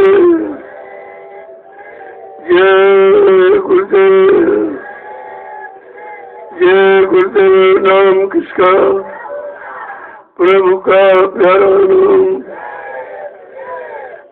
देखो आप अपनी सेवा में चले आओ। कोई सेवा लो तो भजन करो बैठ के, ये भी सेवा है। 4 प्रकार की सेवा है, तन की, मन की, धन की। चौथी सूरत की सेवा है। ये भजन सूरत की सेवा है और सबसे महत्वपूर्ण है। इसी सेवा को तुम कैसे करोगे, कैसे स्वीकार करोगे, कैसे मानोगे और कब तुम चलना शुरू करोगे, इसी के लिए कितनी सेवाएं रखी गई। तन खराब है इसलिए सूरत का काम नहीं हो, मन खराब है वो सहयोग नहीं देगा। तभी ये तन मन की सेवा और धन की इसीलिए रखी गई कि अगर शरीर से कोई पाप हो गया है तो ये परमार्थी सेवा करके उस पाप को उतार दीजिएगा। वो उतरेगा ऐसे है कि जब परमार्थी सेवा आप करोगे उस सेवा से कोई चीज बन जाएगी और उससे आगे आने वाले भविष्य में लाखों लोग लाभ उठाएंगे। वो लाखों तुम्हारे पाप को बांट लेंगे। कैसे देखिए उतारने का तरीका देखिए, लाख थोड़ा बांट लेंगे, तुम्हारा बोझा उतर जाएगा। जब बात को समझोगे तब समझ में आएगा। तो इसलिए सेवा चलो करो, उसको देखो कोई सेवा रह गई वो छोटी मोटी, उसको आप देखिए बराबर और निगरानी पूरी रखो सब जगह। ये सबका कर्तव्य है। ये नहीं आपको जो सेवा दे गई अब तुम चले जा रहे हो, कोई सामान पड़ा के देने नहीं, हमारी सेवा नहीं दे, वही तो सेवा, उसको उठाइए फट से अच्छी जगह रख दीजिए। ऐसा थोड़ी है कि यहाँ जो भी है तो तुम्हारा है, तुम्हारे लिए है, तुम्हारे काम के लिए है। जब तुम्हारा है, तुम्हारे लिए, तुम्हारे काम का, तो ये क्यों सही समझते हो कि हमारा सब है। ये जमीन भी तो आपकी, जो आपने 1 रुपये, 2 रुपये, 10 रुपये हमको दिया पहले, उसको मैंने इकट्ठा रखा, उसी से जमीन आपकी खरीदी। जब किसी से मैं कहता हूँ कि 10 रुपये में जमीन मिली तो कहते लोग कितने झूठ बोलते हैं। वो बेचारों को क्या पता कि कैसे ये सब किया गया। हाँ ये जरूर है, अगर यानी खाया गया होता, जेब भरी गई होती, बैंक भरी उसकी अब तो कुछ नहीं होता, कभी कुछ नहीं होता। लेकिन ये जिस काम के लिए ब्रह्मी ने दिया उसका उसी काम में लगा दिया। तो हम क्या करेंगे, हमको हमारा उससे कोई मतलब नहीं है। हमारा मतलब ये इसलिए कि आप आते हो यहाँ फेंक जाते हो जबरदस्ती। मैं कहता भाई कोई सेवाएं बनी, भजन करो भजन करो। अब कहते भजन नहीं हो रहा, अब भजन की स्थिति परिस्थिति बनाने के लिए ये सब करना पड़ रहा है कि भाई चलो तुम्हारी सेवा जहाँ लग जाएगी तो सेवा से मन बदलेगा, तन में तन साफ होगा। ये सब शुद्धिकरण के लिए किया जा रहा। जब तन मन इंद्रियां सब बात सब निर्मल पवित्र हो जाएगी तो तुम भजन करने लगोगे। भजन करने का माहौल तो बनाइए, भूमिका व्यवस्था तो तैयार करिए। आपसे कितनी बार कहा कि सतयुग आएगा जरूर, पर पृष्ठभूमि बन जाने दो। ये पृष्ठभूमि बनाई जा रही सब जो भी आपसे कराया जा रहा, ये सब उसी तरफ इशारा है। तो धीरे धीरे समझ जाओगे, करने लगोगे तो सब जानकारी तुम्हारे पास आ जाएगी। लेकिन बिना किए जानकारी नहीं मिलती, इसलिए आपसे कराया जाता। यहाँ देखो तमाम तरह की सेवाएं देख लीजिए, कोई सी सेवा जो जिम्मेदार है उसे पूछो भाई कोई आज सेवा है। धीरे धीरे व्यवस्था बनाई जा रही है कि भाई कोई सेवा का तरीका निकल आए तो प्रेमी यहाँ आते हैं तो सेवा नहीं करेंगे तो शरीर का मंजन कैसे होगा, शुद्धता कैसे होगी, वो तो बहुत जरूरी है। तो यहाँ देख लीजिए कोई सेवा करो आप। मैं शाम को सबसे मिलता हूँ, कोई ये शिकायत नहीं कर सकता भाई मिलते नहीं है मिलते नहीं है। भाई हमको कोई डर थोड़ी किसी चीज का। हाँ हम लोगों में डर है न, वो मिलते हैं कुछ कहते भाई 10 आदमी 20 आदमी आ जाएंगे कहीं बीमारी ना आ जाए, लेकिन हमारे यहाँ कोई बीमारी जब हमारे में नहीं तो दूसरे में कैसे बीमारी दिखाई देगी। वो तो अपने अंदर की बीमारी, अपने अंदर डर और भय, अपने अंदर गंदगी है तो निश्चित गंदगी आपको मिलेगी। इसलिए यहाँ ऐसा कुछ नहीं। यहाँ तो आप बराबर देख रहे हो, इस सब जगह 50 हुआ कि 5 आदमी 10 आदमी इकट्ठे नहीं होंगे, नहीं वो कोरोना आ जाएगा। लेकिन यहाँ तो हजारों आदमी इकट्ठा, कोई कोरोना नहीं। यहाँ क्या है, क्योंकि बात को समझते नहीं हो। नाम तो रख दिया करो ना, लेकिन ये नहीं सोच पा रहे क्या क्या न करें। करो ना, क्या क्या न करो, न गंदा खाओ, न गंदा बोलो, न गंदा देखो, तो करो ना। तो ये क्या बात है इसकी? इसीलिए मुंह बंद कर दिया गया तुम्हारा।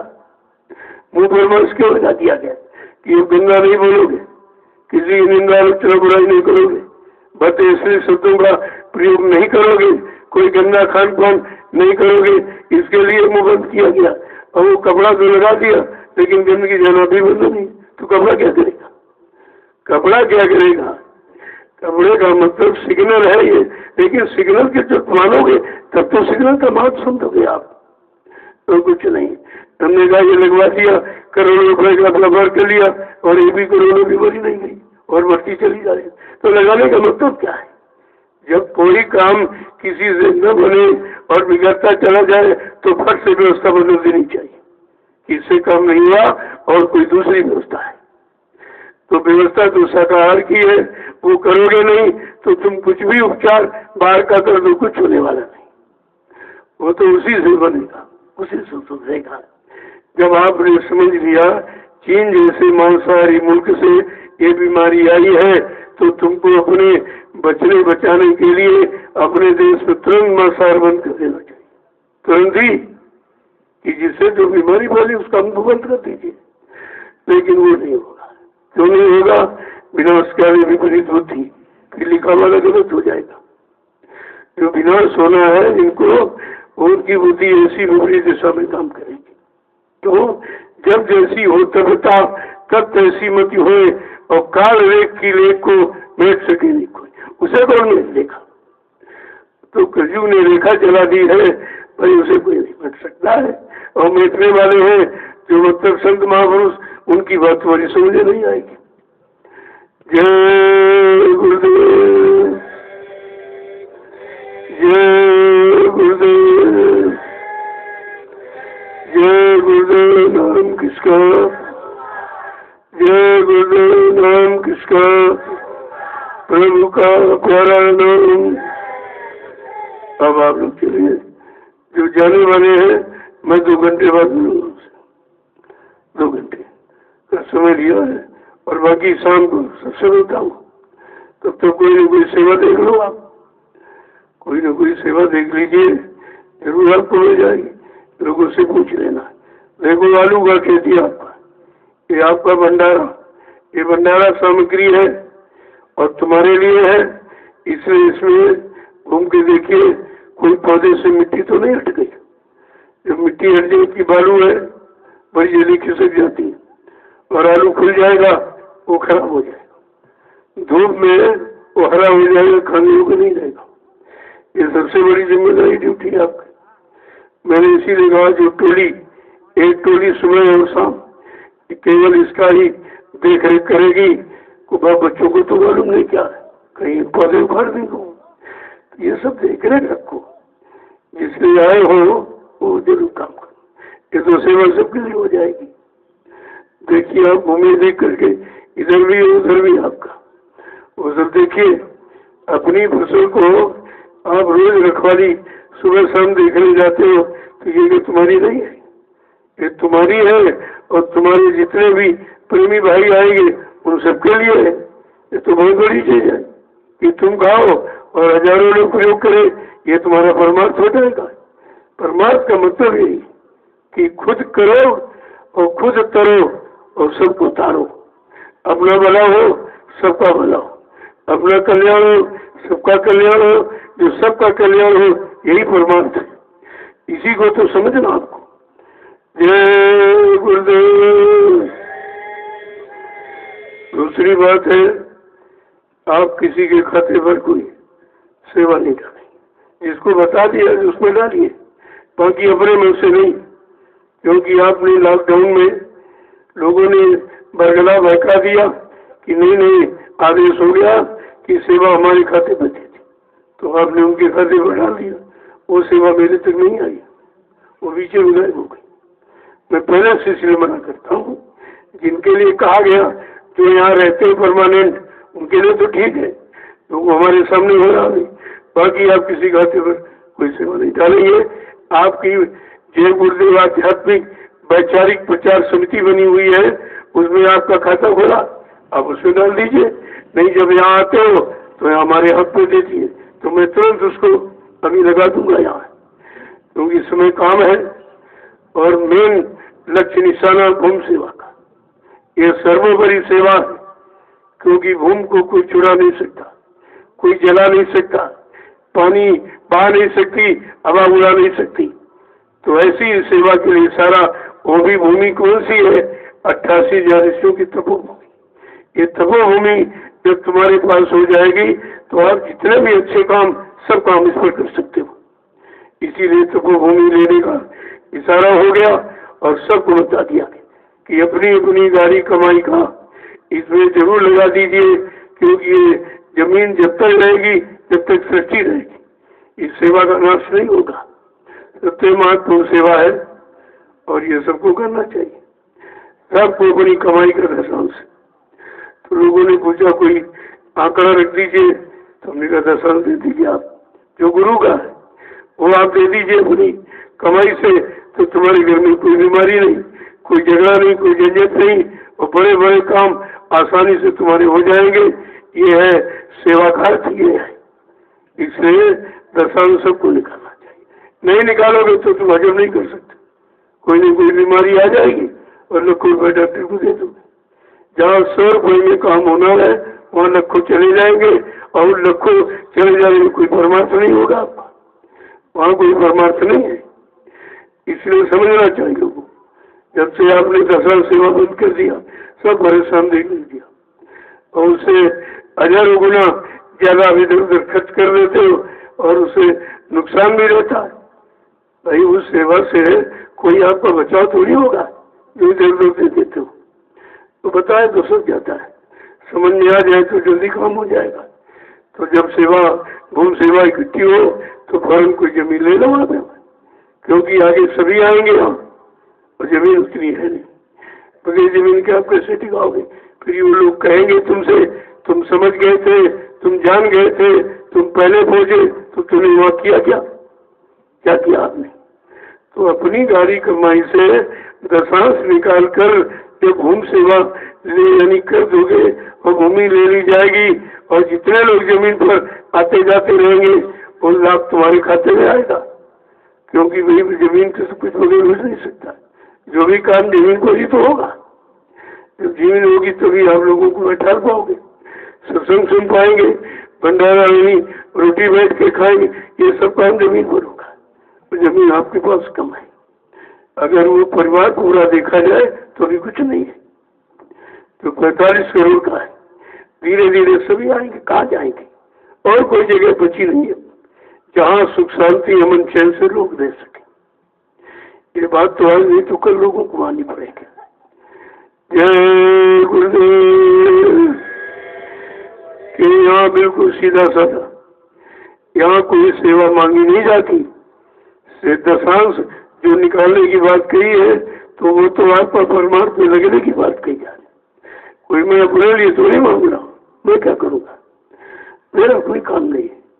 वो काम सब आपका है, और आने वाले प्रेमियों के लिए एक व्यवस्था बनाई जा रही, बैठने की, रहने की, सत्संग सुनने की, भजन करने की।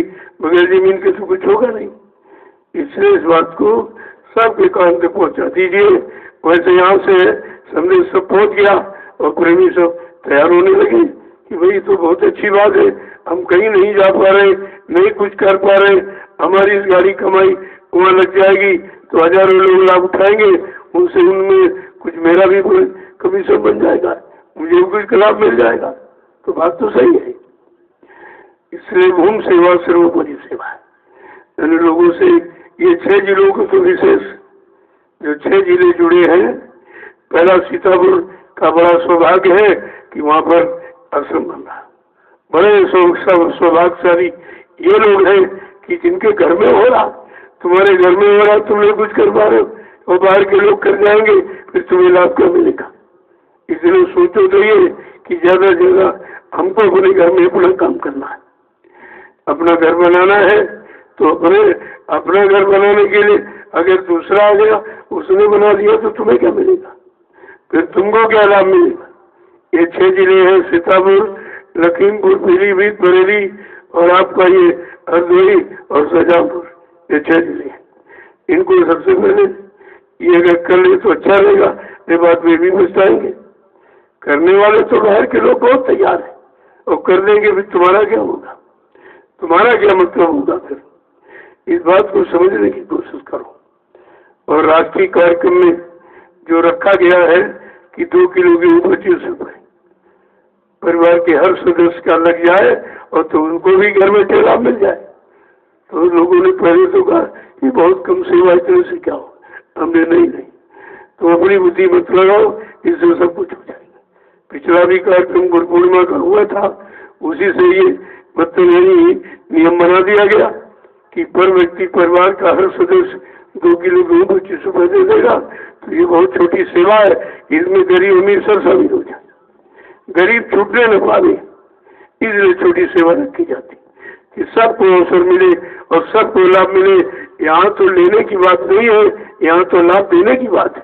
तुम्हें लाभ कैसे मिले, तुम्हारे तक लाभ वो कैसे पहुंचेगा, तो ये सब आपके सामने रख दिया गया। भाई इसको भी आप कर लीजिए। और राष्ट्रीय कार्यक्रम अगले सुधी दादा गुरु जी पूजपाठ का भंडारा है। अभी जगह निश्चित नहीं हो पाई है, क्योंकि झारखंड के लोग भी प्रयास कर रहे हैं परमिशन के लिए, और बिहार के लोग भी प्रयास कर रहे हैं। अगर इनका प्रयास हो जाएगा तो 2-4 दिन में आपको खबर मिल जाएगी। तो फिर उसकी तैयारी जब कहीं नहीं होगा तो अपने घर में मना लिया जाएगा। यहाँ कोई कार्यक्रम नहीं होगा, लेकिन मनाया जाएगा, क्योंकि ये बहुत यानी मतलब अनोखी चीज है। जिन्होंने अपना ये नाम धन का खजाना यहाँ देखे और सौंप गए, का इसे जल्दी से बांट देना, अपने पास मत रखना। तो वो सब काम हो रहा है। इसमें जिन्होंने इतनी बड़ी दौलत, नाम की दौलत दी, तो उनका तो सम्मान होना ही चाहिए, उनकी यादगार तो रखनी चाहिए, और उनके लिए तो मतलब ये समय निकालना ही चाहिए आपको। तो इसलिए वो भंडारा है अगन सुधी का होगा जहाँ कहीं, तो 21 तारीख को तो सुबह था परमिशन के अनुसार होगी तो, और 22 तारीख से 26 तारीख तक कार्यक्रम है।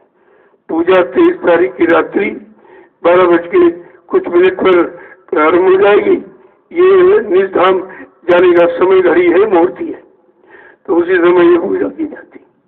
और पूजा लोग करेंगे अपना घर चले जाएंगे, क्योंकि ये पूजा वो पूजा नहीं है, ये आत्माओं के कल्याण, आत्माओं के उद्धार, आत्माओं को निज घर जाने का, आत्माओं को अपने मालिक पिया प्रीतम से मिलने का ये पूजा है, ये सच्ची पूजा है। और वो अगले सुधी 10वीं ये तिथि निश्चित है। जब निजाम गए थे तो मतलब यानी वो तिथि हम लोग सब मनाते हैं। अगर ये चीजें न मिले होते तो आज ये खजाना नहीं मिला होता, और समर्थ दाता दयालु सदगुरु नहीं मिला होता। ये तो उन्हीं की देन है, वही दे के गए। तो इसलिए उनकी पुण्यतिथि तो मनाना अति आवश्यक है। उनका सम्मान, उनकी यादगार हर वक्त करना ये हमारा आपका कर्तव्य है कि अगर वो न होते तो ये न मिलते, ये दौलत न मिलती, ये समय घड़ी नहीं मिलती, ये तो सब उन्हीं के द्वारा मिला है। जय गुरुदेव। अब आप लोग के लिए कोई सेवाएं वो देख लीजिए।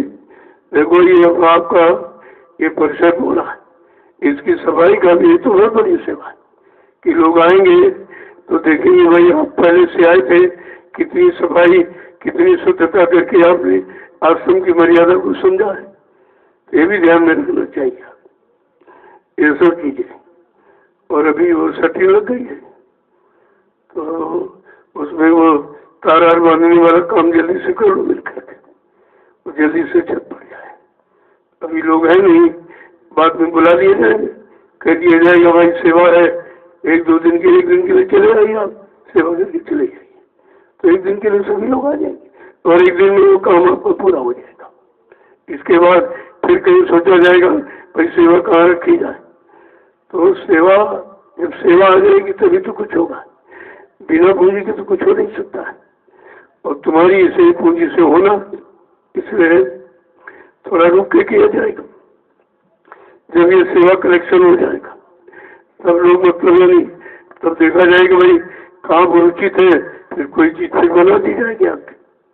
वो सब आपके इस्तेमाल के लिए, आपके प्रयोग लिए, और आपके पीछे से जो और लोग आ रहे उनके प्रयोग की हो जाएगी। तो इसका दुरुपयोग नहीं होगा, इधर उधर कुछ खर्च नहीं किया जाता। जहाँ सही काम हो, सही लाभ हो लोगों को, वही जगह आपकी ये गाड़ी कमाई खर्च की जाती है। ऐसे नहीं कि इधर उधर फेंक दो, लुटा दो, खाने पीने में कुछ नहीं, ये काम यहाँ नहीं होता। तभी तो यहाँ लोग टिक नहीं पाते। वो समझते थे कि लंबी सेवा कहेंगे तो हमको भेजेंगे, हम वसूल ले जाएंगे, थोड़ी बहुत दे देंगे, बाकी रख लेंगे। हमने कहा वो काम नहीं होगा, वो काम तो मैंने बंद कर दिया, वो काम कुछ नहीं, ये काम कुछ नहीं होगा। जो लोग आते हैं और दर्शन, मैं उनका दर्शन करता हूँ, उनकी सुंदर श्रद्धा जागती है। अगर दर्शन न करूँ श्रद्धा कैसे जगेगी? दर्शन करने तो श्रद्धा जगती है, जब मैं दर्शन करता हूँ तो श्रद्धा जगती है। तो फट से जो आपने 1 रुपया 2 रुपया 20 दे दिया, उसी से काम हो रहा। तो हमारा इसी से काम हो रहा तो सेवा मांगने की क्या जरूरत? हमें तो कोई रखना नहीं, हमारे पास कोई खर्चा नहीं, हमारे कोई भी बच्चा नहीं जिनके लिए मैं इकट्ठा करूँ, आपसे झूठ बोलूँ। ये काम नहीं होता। ये काम इसीलिए लोग नहीं टिकते, कोई पैसे नहीं लिया जाता तो हमको कैसे मिलेगा? हमने भाई ये कमाई करना तो संसार में तमाम धंधे व्यापार बड़े वहां करिए आप। ये संगत व्यापार के लिए नहीं, ये प्यार के लिए है, व्यापार के लिए नहीं है। यही लोगों ने समझ नहीं पाया और थोड़ा बहुत आए लगे, कुछ मिल गया तो बाकी नहीं करते। तो ऐसे लोगों से क्या उम्मीद किया जाए? यही तो सब देखा जा रहा। कोई ऐसा आदमी अभी नहीं दिखाई दे रहा कि जिसके सिर पर सतयुग का सेहरा बांध दिया जाए, कोई नहीं भी दिखाई दे रहा। धीरे धीरे धीरे इसी में सच्चे ईमानदार चरित्रवान निकल आएंगे, उनसे काम हो जाएगा।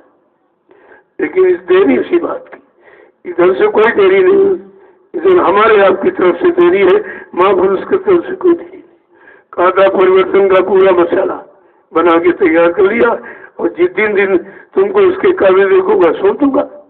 तो पहले से हमसे कहा गया, अब हम उस काबिल बनी नहीं पा रहे। अभी कोई पैसा चोर है, कोई सामान चोर है, कोई समय की चोरी, कोई काम की चोरी, कोई वजन की चोरी, तो चोरी चोर तो है। कैसे काम बनेगा? कैसे परिवर्तन हो जाएगा? क्या चोरों से परिवर्तन हो जाएगा? तो चोरों का इतिहास बनेगा कलयुग में क्या? ये सब विचार करना चाहिए। जय गुरुदेव। अब आप चलिए, देखो सब लोग अपने अपने जिलों में काम कर रहे हैं। मैंने यही कहा यहाँ से निकलो, फौरन अपने जो ब्लॉक है, जिला तहसील हो, वहाँ आप जाइए और प्रेमियों को सूचना दे दीजिए। बहुत से लोग बेचारे देने की बहुत इच्छा है, लेकिन उनके पास समय नहीं है, इतना फंस गए, निकल नहीं पा रहे। तो जो फंसे पड़े हैं और इच्छा रखते हैं श्रद्धा सेवा, तुमसे जाके ले आओ, तो लाने में तुम्हारा भी कमीशन बन जाएगा कि तुम लाए हो और ला करके अच्छे काम में लगाए हो, इसका फल आपको भी मिल जाएगा। देखो कितना बड़ा लाभ सेवा का। लेकिन सेवा वहां देनी जहाँ कुछ काम हो। ऐसे तुमने जो 60 साल सेवा मतलब दी, कुछ काम हुआ उसका? कुछ काम हुआ? और जो दी उसका आपने हिसाब ही नहीं पूछा कि भाई 60 साल की सेवा आपने क्या किया, कहाँ रखे हो, और अभी मांग रहे हो। वो सेवा अगर खर्च होगी तभी तो मांग रहे हो, तो किसने खर्च कर दी ये भी तो पूछना चाहिए, कहाँ लगा दिया आपने। और जमीन तो कोई खरीदी नहीं, बल्कि जो जमीन थी उस पर सरकार ने कहा जमानत करते तो छीन दी तुम्हारा। जो लोगों ने दान दी थी उन लोगों ने कहा कि बाबा जी मर गए तो कहा हमने तुमको थोड़े दी थी, हमने उनको दे दी, जब तुम कहे मर गए तुम्हारी जमीन हमको दो, ऐसे तो मांग भी नहीं कर देगी। इनका ही उल्टा सीधा गलत प्रचार करने से नुकसान हुआ। ये जो सोचते थे उसके सब उल्टा हो गया, और सजा भी बाकी है जो बाद में मिलेगी, वो तो सजा बाकी है। जब समर्थ महापुरुष को कह दिए मर गए, मौत का प्रचार कर दिया, इससे बड़ी और कौन सी सजा? तो बहुत गुनाह किया आपने, वो सजा बाद में आपको मिलेगी, बचेगा कोई नहीं।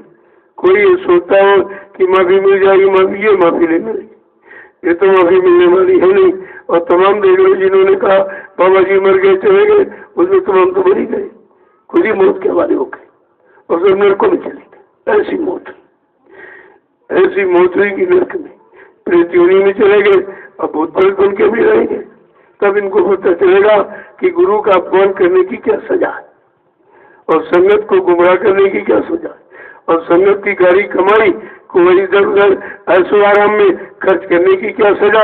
ये सब सजा ही तो सजा है। जय गुरुदेव।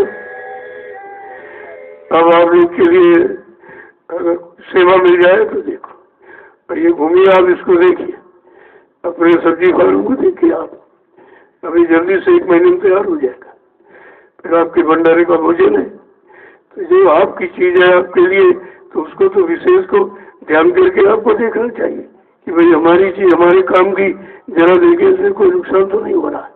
क्योंकि आप 2-4 दिन के लिए आते चले जाते हो, तो 2-4 दिन के आओ तब तो जिम्मेदारी समझो कि बड़ी चीज की, तो इधर उधर सब आप देख लीजिए, तो धीरे से समझने की कोशिश करो।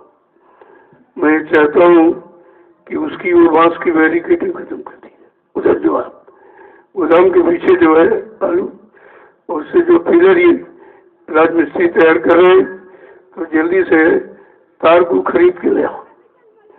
आपने लखनऊ में बताया था कि मतलब वहाँ कोई मार्केट है, वहाँ ये चीज मिलती है, तो नहीं ले आइए आप जल्दी से। लेकर के उसको 3 तार बांधना, कोई जानवर अंदर न जा सके। तो ये काम वहीं से शुरू, पहले उसको, इसके बाद इसको। ये सब मेरी कटिंग हट जाएगी बांस की, फिर ये और दूसरी जगह काम आएगी। जहाँ जमीन ले ली जाएगी वहाँ काम आ जाएगी। तो यहाँ से हटा करके यहाँ पक्की व्यवस्था कर दो और गेट लगा लो, ताकि कोई जानवर जंगली नुकसान न कर सके आपको। इस तरह से 3 तार आप लगाएंगे, इसमें 3 तार लग जाएगा, फिर कोई नहीं जा पाएगा। तो ये सब व्यवस्था है, कानूनी सेवा तो सेवा है। अभी सेवा चालू हो जाएगी, सब करने लगेंगे। भाई पिलर को गाड़ेंगे, भाई आप उनकी सेवा, लाने वालों की सेवा, गाने वालों की सेवा, फिर तार बांधने उनकी सेवा, ये तो सेवा आपको मिल जाएगी सब। जब कोई आधार बन जाता है तभी सेवा आप कर पाते हो, बिना आधार के तो कुछ नहीं होगा। सोचा जा रहा कुछ जमीन मिल जाए, फिर वहां आपकी सेवा चल पड़ेगी। ऐसी से ऐसी जमीन मिल जाए जहाँ पर आपका निवास और आधे में लैट्रिन बाथरूम बना दिया जाए, वहीं आप रहो, अंदर वो गेट लगा दिया जाए, कोई बाहर नहीं कोई जाएगा। कोई लड़की कोई मेला भक्त में इधर उधर टहलने नहीं निकलेगी। आप जानते हो समय कितना खराब, वो तो बचाव सुरक्षा यहाँ है, तो उस बात को नहीं, दुनिया को देखिए जरा उठा के क्या हो रहा है, क्या लोग कर रहे, कितने परेशान, कितनी तकलीफ मुसीबतों में है। लेकिन यहाँ तो तुम सुरक्षित हो, तो अपनी सुरक्षा समझ नहीं पा रहे हो। यहाँ तो कोई मकान बना नहीं, फिर भी हम सुरक्षित हो। यही दया इसी को दया कहते। ये तो भूमि ऐसी है कि सुरक्षा की है। जब सुरक्षा की बात समझ लोगे और सब जगह फैल जाएगी, तो सब लोग आने की कोशिश करेंगे। चलो अब तो घरों में सुरक्षा नहीं, घर में भी लोग सुरक्षित नहीं है, और बात तो छोड़ दीजिए आप। और ये तो आपका असली घर है, जो इधर तुम्हारी सुरक्षा और उधर घर जाने की बात कर रहा। ये तो ऐसा घर आपको मिल गया जो दोनों तरफ का काम कर लोगे। तो घर जाओ, मैं मना नहीं करता हूँ, लेकिन ये घर नहीं मिलेगा कहीं। ऐसा लाभ कहीं जमीन पर सोते कोई तकलीफ है, वहाँ के तो सोते थे, या जमीन में सोते। ये जमीन का असर तुम्हारे शरीर में लगेगा। इसीलिए कहा तो ये जमीन पर आपको सोना है। ये भूमि 88,000 ईस्वी की तो भूमि, और तुम्हें मिट्टी शरीर में लगने नहीं देते हो, तो ये सुधार कैसे होगा? इस भूमि का लाभ आपको कैसे मिलेगा? भूमि से बढ़कर नहीं अवसर कोई संसार में। फिर बिछाने क्या करो, कट तुम बेकार में, क्यों तक के बिछोने के चक्कर में हो? इसमें जरा लेट कर बढ़ के देखिए आप, ये भूमि क्या आपको देती है। ऐसे तो नहीं यहाँ समझ दिया गया, अरे कुछ सोच समझ कर कुछ देखा गया है, लोगों को लाभ मिलेगा, इसलिए तो ये सब व्यवस्था बना दी गई है। और ये फूस की झोपड़ी कितनी सुविधाई है, और वजन भी आप कर लो। लेकिन महलों में भजन नहीं होता है, इमारतों में भजन नहीं होता है, भजन जंगल झोपड़ियों में होता है कि यहाँ सादगी है और इस भूमि का असर है, वो भी तुम्हें लाभ दे रहा है। तो एक तरह से नहीं, कई तरीके से लाभ आपको यहाँ मिल रहा है। 88,000 ऋषियों की यही भूमि की महिमा है। तभी सोचा जा रहा कि 88,000 ऋषियों ने तपस्या किया और भूमि को पवित्र पावन बना दिया, चलो इसको खरीद लिया जाए। जब खरीद लिया जाए तो आपका भी काम इसमें हो जाएगा, इसीलिए लिया जा रहा है। ये सब ध्यान में रखकर और आपको ये काम जल्दी से कर लेना चाहिए। कुछ नहीं तो भूमि में लग जाएगा, कमाई लग जाएगी तो भी आपको लाभ मिलने लगेगा। यहाँ लाभ के सिवा नुकसान कुछ नहीं, बशर्ते वो लाभ तुम्हारी समझ में आ जाए। जय गुरुदेव। अब आप लोग के लिए जिम्मेदार लोग हैं, ये बताएंगे आपको कुछ सेवाएं। देखो जो लकड़ी आ रही है उसको एक ढेर बना के रखो, ज्यादा जमीन में तटकाओ, थोड़ा ऊंचाई में कर दो, उधर कर दो, बगल में उधर जहाँ मोटी लकड़ी पड़ी वहाँ भी आप रख सकते हो, इसका रख दीजिए। देखूंगा अगर जगह लकड़ी ज्यादा आ रही है तो मतलब यानी तो तुम्हारी सेवा मिल जाएगी। यहाँ से उठाओ गोदाम में जमा कर, उधर गोदाम में जगह खाली पड़ी किनारे किनारे वहाँ जमा हो जाएगी, तो एक सेवा भी आपकी जुड़ जाएगी। वही कहते हैं सेवा नहीं सेवा नहीं सेवा नहीं, तो यहाँ तो तमाम सेवा है भाई, कुछ न कुछ तो सेवा रखी जाएगी। और ऐसी सेवा कि यहाँ लकड़ी रखो फिर कहते नहीं यहाँ से उठाओ वहाँ नहीं चलो, वहाँ से उठाओ यहाँ नहीं चलो, यहाँ से उठाओ वहाँ नहीं चलो। जब सेवा मिले, क्योंकि इस मन को कोई न कोई काम देना आपको। ये शैतान है, इसको बांस काट दो, कहते चलो उतरो, चलो उतरो, सेवा कभी खत्म नहीं होगी। इसी तरह तो यहाँ जब रखा जाएगा, अभी आप यहाँ जमा कर रहे हो, देखा जाएगा कि जब जगह यहाँ पर बंद हो रही आने जाने की, कहा भाई इसको उठाइए गोदाम में चले, वहाँ ढेर लगा दीजिए, क्योंकि कुछ दिनों के बाद भंडारा वही चलेगा, वही भंडारा चलेगा। तो जब भी तुम्हारी लकड़ी नजदीक भंडारे के पहुँच जाएगी। तो ये सब चीजें अभी थोड़ा समय नहीं है, कुछ व्यवस्था नहीं है, और व्यवस्था हो जाएगी तो फट से आपकी व्यवस्था कर दी जाएगी उसी से, क्योंकि जब गए पूंजी के तो कुछ नहीं होना है।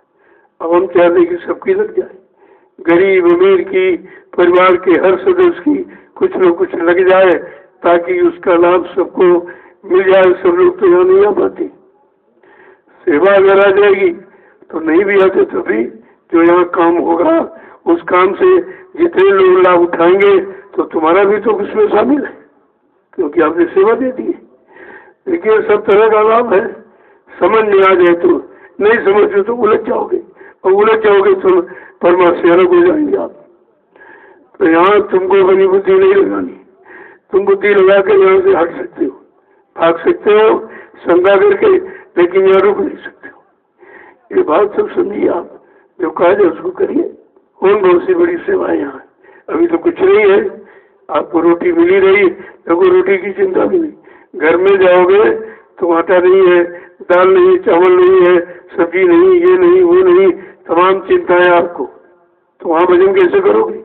यहाँ तो कोई चिंता नहीं, थाली लेकर गए और बैठ के खा के चले आए, आपको क्या चिंता है?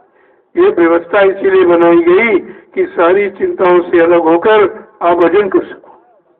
व्यवस्था भजन कराने की है, अब कैसे करोगे उसके लिए व्यवस्था बना दी जाएगी, तब आप करेंगे भजन। अब व्यवस्था बनाने में तुम्हारा सहयोग होना चाहिए।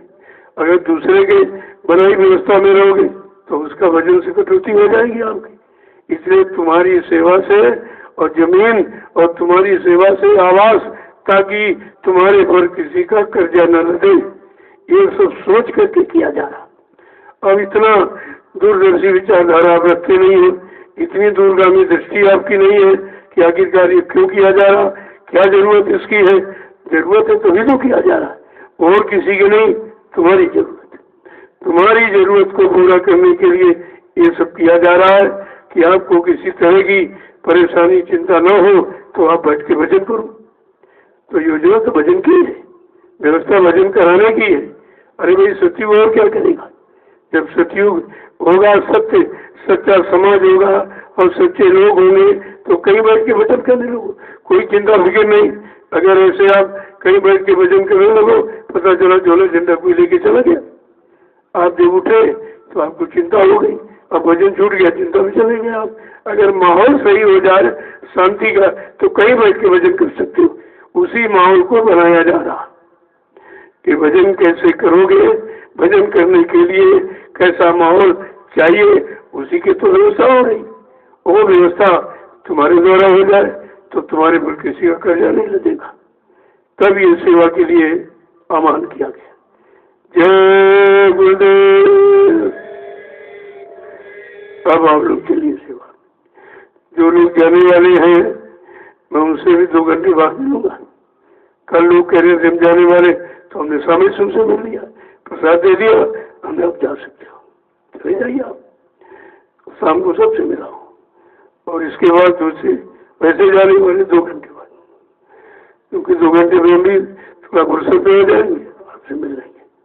जय गुरुदेव। जो टोलियां गई हैं वो सब काम कर रहे हैं। उन टोलियों को लकड़ी की सेवा के बारे में कह दिया गया, भाई बगैर लकड़ी की तो रोटी नहीं बन सकती, और रोटी के बगैर तुम रह नहीं सकते हो, तो तुम्हारी रोटी की तो व्यवस्था है। और किसी ने कहा जा रहा भाई रोटी की तुम्हारी व्यवस्था कैसे की हो, उसी लिए सब कहा जा रहा है। यहाँ कोई एवं सेवा अपने लिए नहीं कहीं मांगी जाती, वो सब आपकी व्यवस्था है कि कोई लकड़ी हो जाए तो रोटी आपको मिलेगी और रोजी चाहिए, और साल भर आपसे नहीं कहा गया, क्योंकि ये जो स्थान जब लिया गया इसमें लिप्टिस के पेड़ थे, उनकी इतनी मोटी मोटी जड़ें और ऊपर का सब निकला और संभाल के रख दिया गया। वो 1 साल आपको चला। कितनी बड़ी समस्या हल हो गई, लाखों रुपये आपके बच गए इससे से, तो काम आपका हो गया है। अब ये है कि अब सोच रहे कि मतलब अब सब लोग तो लकड़ी लेके नहीं आ सकते, तो हमने कहा भाई तुम उसकी सेवा कर दो। उस सेवा से कोई बगीचा खरीद लिया। लोगों ने कहा सूखी लकड़ी ले आओगे, जल जाए, राख हो जाए, कुछ नहीं बचा। जब आप बगीचा खरीद लोगे तो नीचे की जड़, ऊपर की डाल पात ये जलाने काम आ जाए, और बीच की जो लकड़ी इसको बेच करके आप सेवा प्राप्त करें, उससे दूसरा पेड़ खरीद ले, फिर उससे तीसरा पेड़, इस तरह से एक बार आपको सेवा देनी है और ये पूरा रोटेशन बन जाएगा सेवा का। तो ये हमने कहा भाई पेड़ खरीदो, पेड़ में लाभ है। पेड़ से लाभ ये है कि जितने पैसे का पेड़ उतना तो आपको बिक जाएगा, और जड़ और डाल पाती आपको जलाने काम आ जाए, तो भंडारे की व्यवस्था बन जाएगी और ये रोटेशन बन जाएगा। भाई उसको भेज दीजिए इमारती लकड़ी को, दूसरा पेड़ खरीद लो, उसके बाद तीसरा, ऐसे आपने रोटेशन रखी तो बार बार आपको लकड़ी के लिए सेवा देनी नहीं पड़ेगी। हम तो सब सोचे कि सब एक बार सब बन जाए तो सेवा का काम ही खत्म हो जाए। जब सब बन जाएगा, पर्याप्त जमीन हो जाएगी, आवास रहने की, नहाने धोने, लैट्रिन बाथरूम, ये सब समस्या आपकी हल हो जाए, फिर सेवा किस बात की, फिर तो कोई नहीं। फिर यह है जो लोग आते हैं दर्शन में देते हैं, उससे आपकी ये टूट फूट बिगड़ की ये व्यवस्था होती रहेगी, किसी भी सेवा लेने की जरूरत नहीं पड़ेगी। फिर बैठ के चुपचाप वजन करो, सारी सेवाओं से तुम्हारी व्यवस्था बन जाए और आप बैठ के भजन करो, उसी के लिए ये सब किया जा रहा है। यहाँ कोई व्यापार के लिए नहीं किया जाए, यहाँ कोई अपने लिए नहीं, अपना कोई बैंक बैलेंस भरने के लिए नहीं किया जा रहा। आपकी व्यवस्था सच्ची अच्छी हो जाए ताकि आपको बैठ के भजन करो, शांति आपको मिले। तो यहाँ तो पहले देख लीजिए, आप जब घर में जाओगे तो सब चिंता हो जाएगी, आटा लाना है, चावल लाना, दाल लाना है, कैसे भोजन मिलेगा, सारी व्यवस्था करनी। यहाँ तो बराबर ही आपको मिलता है, तो भजन करो चुपचाप बैठ करके, सब व्यवस्था आपकी है, कुछ करना नहीं आपको। और जो थोड़ी बहुत रह गई है वो भी हो जाएगी। जैसे प्रेमियों की भूमि सेवा आ गई, कोई न कोई जमीन ले ली जाएगी और उसी में आपकी आवासीय व्यवस्था हो जाएगी, और उसी में आधे में आवासीय व्यवस्था, आधे में लैट्रिन बाथरूम, नहाना धोना, ये सब आपका हो जाए। और 2 पार्ट में, एक में महिला, एक में पुरुष, ये सब व्यवस्था आपकी हो जाएगी। फिर मतलब यानी अब कुछ लोग ऐसे कि भाई हमको रहना है, हम ऐसे महीना नहीं रह पाएंगे, तो उनके लिए वो व्यवस्था बता दी। उन्होंने कहा नहीं हम अपना बनवा लेंगे, हमको अच्छी बात है, आप सेवा दे दीजिए, आपको बना दिया जाएगा। लेकिन ये ध्यान रखिए वो तुम्हारा नहीं होगा कि हम बाद में बेचे उसको, ये नहीं, आप रहिए, आपके नाते पोते बच्चे जब तक मतलब आते हो आप रहिए, लेकिन बेचने के लिए नहीं होगा। और समिति की होगी, जमीन समिति की है, आवास आपका है, लेकिन आप रह सकते हो, बेच नहीं सकते। ये कई बार मतलब में हुआ, लोगों ने ले ली और बाद में ऐसा कि वो उनके अंदर तो भाव था बाप के अंदर, लेकिन बेटों के अंदर भाव नहीं था। उन्होंने कहा हमारे बाप की प्रॉपर्टी है, और मुसलमानों की हक में थी। अब बताइए, मंदिर के आसपास परिसर में कोई मुसलमान ठहरे, अंडा मुर्गा मीट खाएगा तो वहाँ मर्यादा रहेगी। इसलिए हमने ये पहले से खत्म कर दिया कि आप यहाँ बेचने के लिए नहीं, रहने के लिए। जब आप चाहेंगे तो ताला नहीं बंद करें, प्रेमी रहेंगे उसमें, सफाई झाड़ू पोछा लगाते रहे, जब तुम आओ तो तुम्हारा खाली मिलेगा, फिर आप रहेंगे। ये नहीं मतलब ताला लगा के गए 2-4 महीने आप गए, तो ऐसे नहीं है। ये मैंने पहले हिदायत दी थी, ये दो काम नहीं होंगे। आप भेज नहीं सकते हो, आप ताला, आश्रम में ताला नहीं लगेगा। ये नहीं कि ताला लगा चले गए, साल भर गए तो कमरा गंदा कर दिया, नहीं। जो रहेगा वो झाड़ू पोछा लगाएगा, बैठ के भजन करेगा, तो कमरा तुम्हारा पवित्र तो रहेगा। फिर आप उसमें रहिए, वो बनावट के बारे में लगेगा। ये चीज तो इन दोनों बातों को समझ लीजिए पहले, कि बाद में कोई आप यहाँ पर भी तो कहें नहीं नहीं नहीं हमने पैसा दिया, ये तो ऐसा करो हम तुरंत पैसे लौटा देंगे, आप ले जाइए आप पैसे, यहाँ पैसे की जरूरत नहीं है, वो तुम्हारी व्यवस्था, तुम्हारे पैसे जो नहीं, हम उसको क्या करेंगे। तो ये चीज नहीं है, पहले मैंने बता दिया है कि इस तरह आपको नहीं करना। जमीन समिति की रहेगी, आप उस पर तुम्हारी आवासीय व्यवस्था बन गई है, वो कमरा तुम्हारा है, रहने के लिए, बेचने के लिए नहीं है। ये सब बातें मैंने पहले खोल के कह दी। जय गुरुदेव, जय गुरुदेव, जय गुरुदेव, जय गुरुदेव। नाम किसका, जय गुरुदेव। नाम किसका, प्रभु का प्यारा नाम। अब आपके लिए बड़ी बड़ी सेवा।